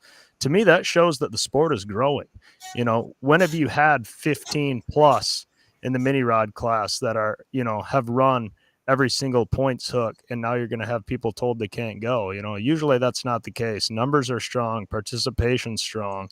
These are good things for the sport. It's just, you can't hold it against Chapel Hill because they have good reasons to do that. But it seems like, they have to do something different long term. You see Jeff Hurt commenting saying, can't be points and invitational, one or the other. It's kind of like Farley. That was certainly Grand National caliber equipment, best stuff out there. It wasn't a points pull because it had a high, barrier of entry there to run at that pull. And we don't want to just complain about problems and not offer solutions, but it does seem like something's got to give. My comments, firstly, until I see a list publicly, I don't really want to overreact one way or another, because we all know that things can change. And it's not public information who's going Chapel Hill yet. Not saying some people haven't been talked to, but maybe there's someone behind the scenes working to figure some out. I don't want to overreact to anything. But with all that said, I also want to say, whatever the criteria is, it is. I just think all that needs to be very black and white and very well known by everyone when they sign up to run something. Like whenever you decide to commit whatever you're committing to, like this is when we get to this part of the season, we have to do this. Not saying that was or wasn't. And to Tyler's point, there's never been these amount of people competing at one time on the Grand National circuit in my memory. So, before I get out of, I agree with what everyone's saying, but I have not seen a list. I've heard things. People I trust. I think there's communication going on, but I think there's reasons why we haven't seen anything yet. So we'll in 2 weeks we'll reconvene on this, and maybe there's something going to get worked out everywhere. I just don't want to overreact to anything, and I also just think good communication, black and white. Like the criteria, don't like the criteria. It is what it is. So, you've got to let people in on this. You've got people like the grandfather of mini rod pulling, Mr. Ken Venny. I mean, I don't believe he's top 15 in points. Correct? That's correct. Everybody knows that's just as competitive of a tractor as any, has made solid runs for the points championship. And with the numbers as deep as they are in the mini rod class, he could still come out on top at the end of the year. But whenever you do a free, Adam, and please correct me if I'm wrong, when you do your free entry agreement, which there's 10 competitors in each class that qualify for free entry where you're committed to be at all pulls, there is something in writing in there, because I remember seeing it, that when you sign it, you have a spot at all pulls. So I think that's his exception. Again, I'm not saying any of it's right or wrong or indifferent, but as long as this is well known by everyone, I think they may not like it. I don't think there's anything to complain about. So I think whenever there's a public list, I'll comment, but I don't have a lot to say other than that right now. And hopefully it all works out, because I think everyone wants the best for pulling, and these are good problems to have. It's just not good problems to be a part of. Yeah, I mean, for Chapel Hill, it is a pat on the back for the type of event that they've created, the atmosphere, the lux. You got to remember, folks, the mini rod class never even ran there. My dad politicked hard with Chris Gilbert trying to get the mini rods. He put together 10 running tractors. Every tractor goes down the track, puts on the best show. When you build an event and you look at, the way they're setting this thing up, they are trying to put on the best visual pull that they can. They want every single tractor to get off the line, to go to the track, make the best pass that it can make. And if that means that they're thinking about substituting classes in and out, they're just doing what's best for them. They put on the best show in the country. They know it. They follow the schedule. They go and they see what every event does. They see the good things, the bad things, and they just strive to be the best. And that's why they are the best. I love that pull. I think a lot of people that are lucky enough to pull there understand why that pull is what it is. But at the end of the day, there's a lot of pullers that sign up for the whole deal. And the guys that pay the memberships, that sign up the Galaxy Tour, if you're a lucky enough guy that wants to run Grand National this year, and you weren't lucky enough to get top 10 in the points last year, to sign up for the free entry, but your stuff is good enough to win. Like, how do you feel when you're in the mix there and you're like, I can't go just because I didn't pull all year last year and I messed up one time? Like, at some point in time, there has to be a line drawn on the road. Farley was an invitational, 0 points. NTPA sanctioned it. It was an invitational for years. The mini rod class was invitational. For me, I personally do not want to see it not be a points hook, because I feel that I run good at Chapel Hill, and I want the points from there. So, you know what I'm saying? Like, you got to just look at it from every situation. But when you see guys like, say, Ken Vinny, who's on the outside looking in, and if you guys want to know, it's public information. Get on the website, go in there and look at the classes that'll be there, see who's on the inside and who's on the outside. When the pull comes apart, if they're not there, you can start scratching your head and wondering what's going on, is all I'm saying. Yeah. And like Chase said, that's not public information yet. Those lists, maybe they're revised. Hopefully we have a little bit of leaning in a direction like, hey, just think about the pullers for a minute, what signed up, and what guys are doing, and just be fair with your rules. If you're going to have these rules that we're supposed to follow, just follow the rules.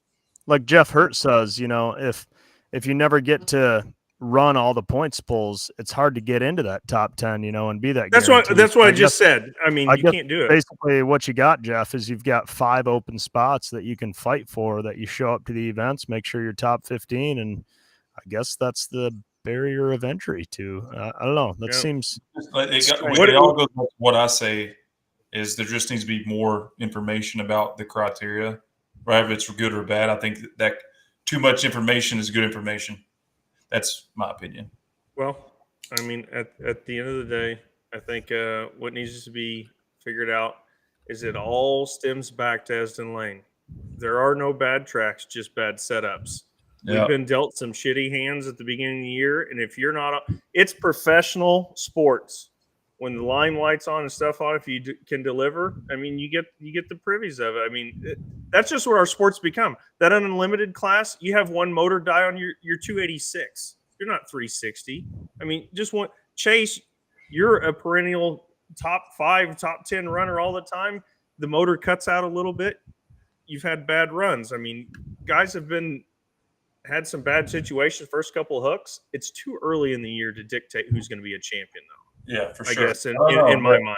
And I mean, this is a good problem to have, not a good problem to be a part of, because we're here fighting over how that it is good we have this many vehicles, and it's good that we have this much interest. It's not good to be a part of it. So I'm just trying to be positive in the light, but we'll just sit back and watch. Hell, maybe I'm not going to speculate too much until I see it. So, well, and maybe this should clear up the air.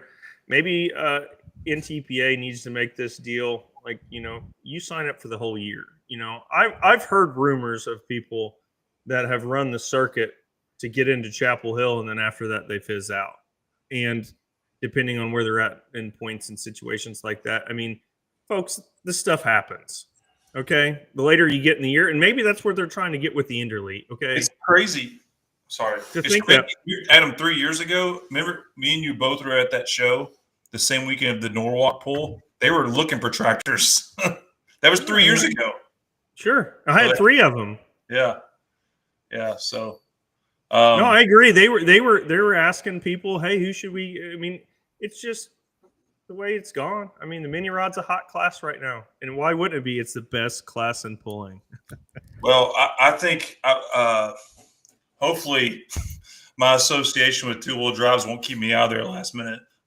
Hey, there's rumors that somebody went to the starting line to watch the two-wheel drive class at Toma, and they're not invited to Chapel Hill now. Yeah, don't touch a two-wheel drive. You may not be. It's like a COVID mandate. If you've come in contact with a guy that pulls a two-wheel drive, you may not be able to pull for the next 3 weeks. Yeah, someone told us Tim Ray was seen showing interest in the two-wheel drive class, and they were like, "Yeah, you're not coming now." Okay, I think we all tongue in cheek, obviously. As we always tongue in cheek. This is a lot of nonsense when you come here. We've had a great time. It's been a long show. Well, hang on. Before we end, we have a video to show of when we were in Farley. Adam Bauer's girlfriend and I, Grace, we busted in and infiltrated Chase's motorhome, and I believe back.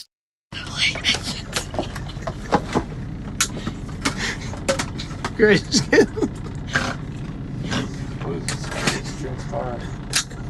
What's transpired? Chris, pull the blankets back. Oh, stop. Only halfway. You're fine. Stop. No, honey. Stop. Pull the trigger. Stop, honey. Seriously. I'll go outside, dude. It's not here where I'm sleeping.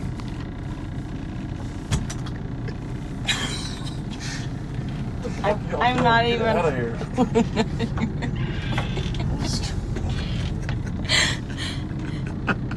What's going on? Turn that light out. Grace, look at all the teeth. Turn the light out. You're scaring him.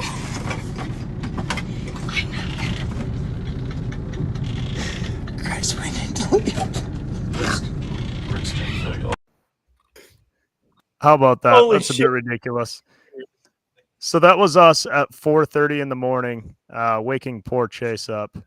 Poor Chase, a fucking Bigfoot. He's got more hair on him. I mean, shit, you hear about him, never seen. You didn't see my right leg. You didn't see my right leg. That's why we wanted to wax him. So anyway, Chase, I didn't mean to interrupt you. We can end it now. We're nearing 3 hours. Way too long. We were targeting 100 minutes. Good thing Donnie Bauer didn't join us. We'll have to check back in with him at a later date. That's viral shit right there, dude. That was amazing. Public service announcement: lock your doors when you go to bed. Absolutely. Well, I'm going to say this. Grace, which is Adam Bauer's girlfriend, she may have had something to do with the playing on the zip line at 3 o'clock in the morning. But I'll tell you what, that zip line deal isn't near as funny as what I just seen. I snorted just like you guys were doing in there. Like I heard some snorts in there. That's funny stuff. We're just lucky Rick McDowell didn't kill us when we infiltrated. Some of us are grown ups. Chase, did you pick out the comforter on that bed or what? What was that? My grandma knitted that. Oh, okay, I'm sure she did. It's sentimental. So we love you, right. Chase. You took it like a champ. We need to end this. Appreciate y'all. It's been fun. Adam, congrats again. Thanks, buddy. On the family, the new addition, and we're going to Chapel Hill.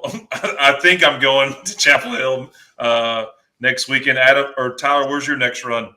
I'll be running at Henry. I believe it's the Saturday of Chapel Hill, and I think it is. And Mr. Bruce is planning on getting back in the seat. So this will be his first time driving a pulling tractor since his accident in the middle of January.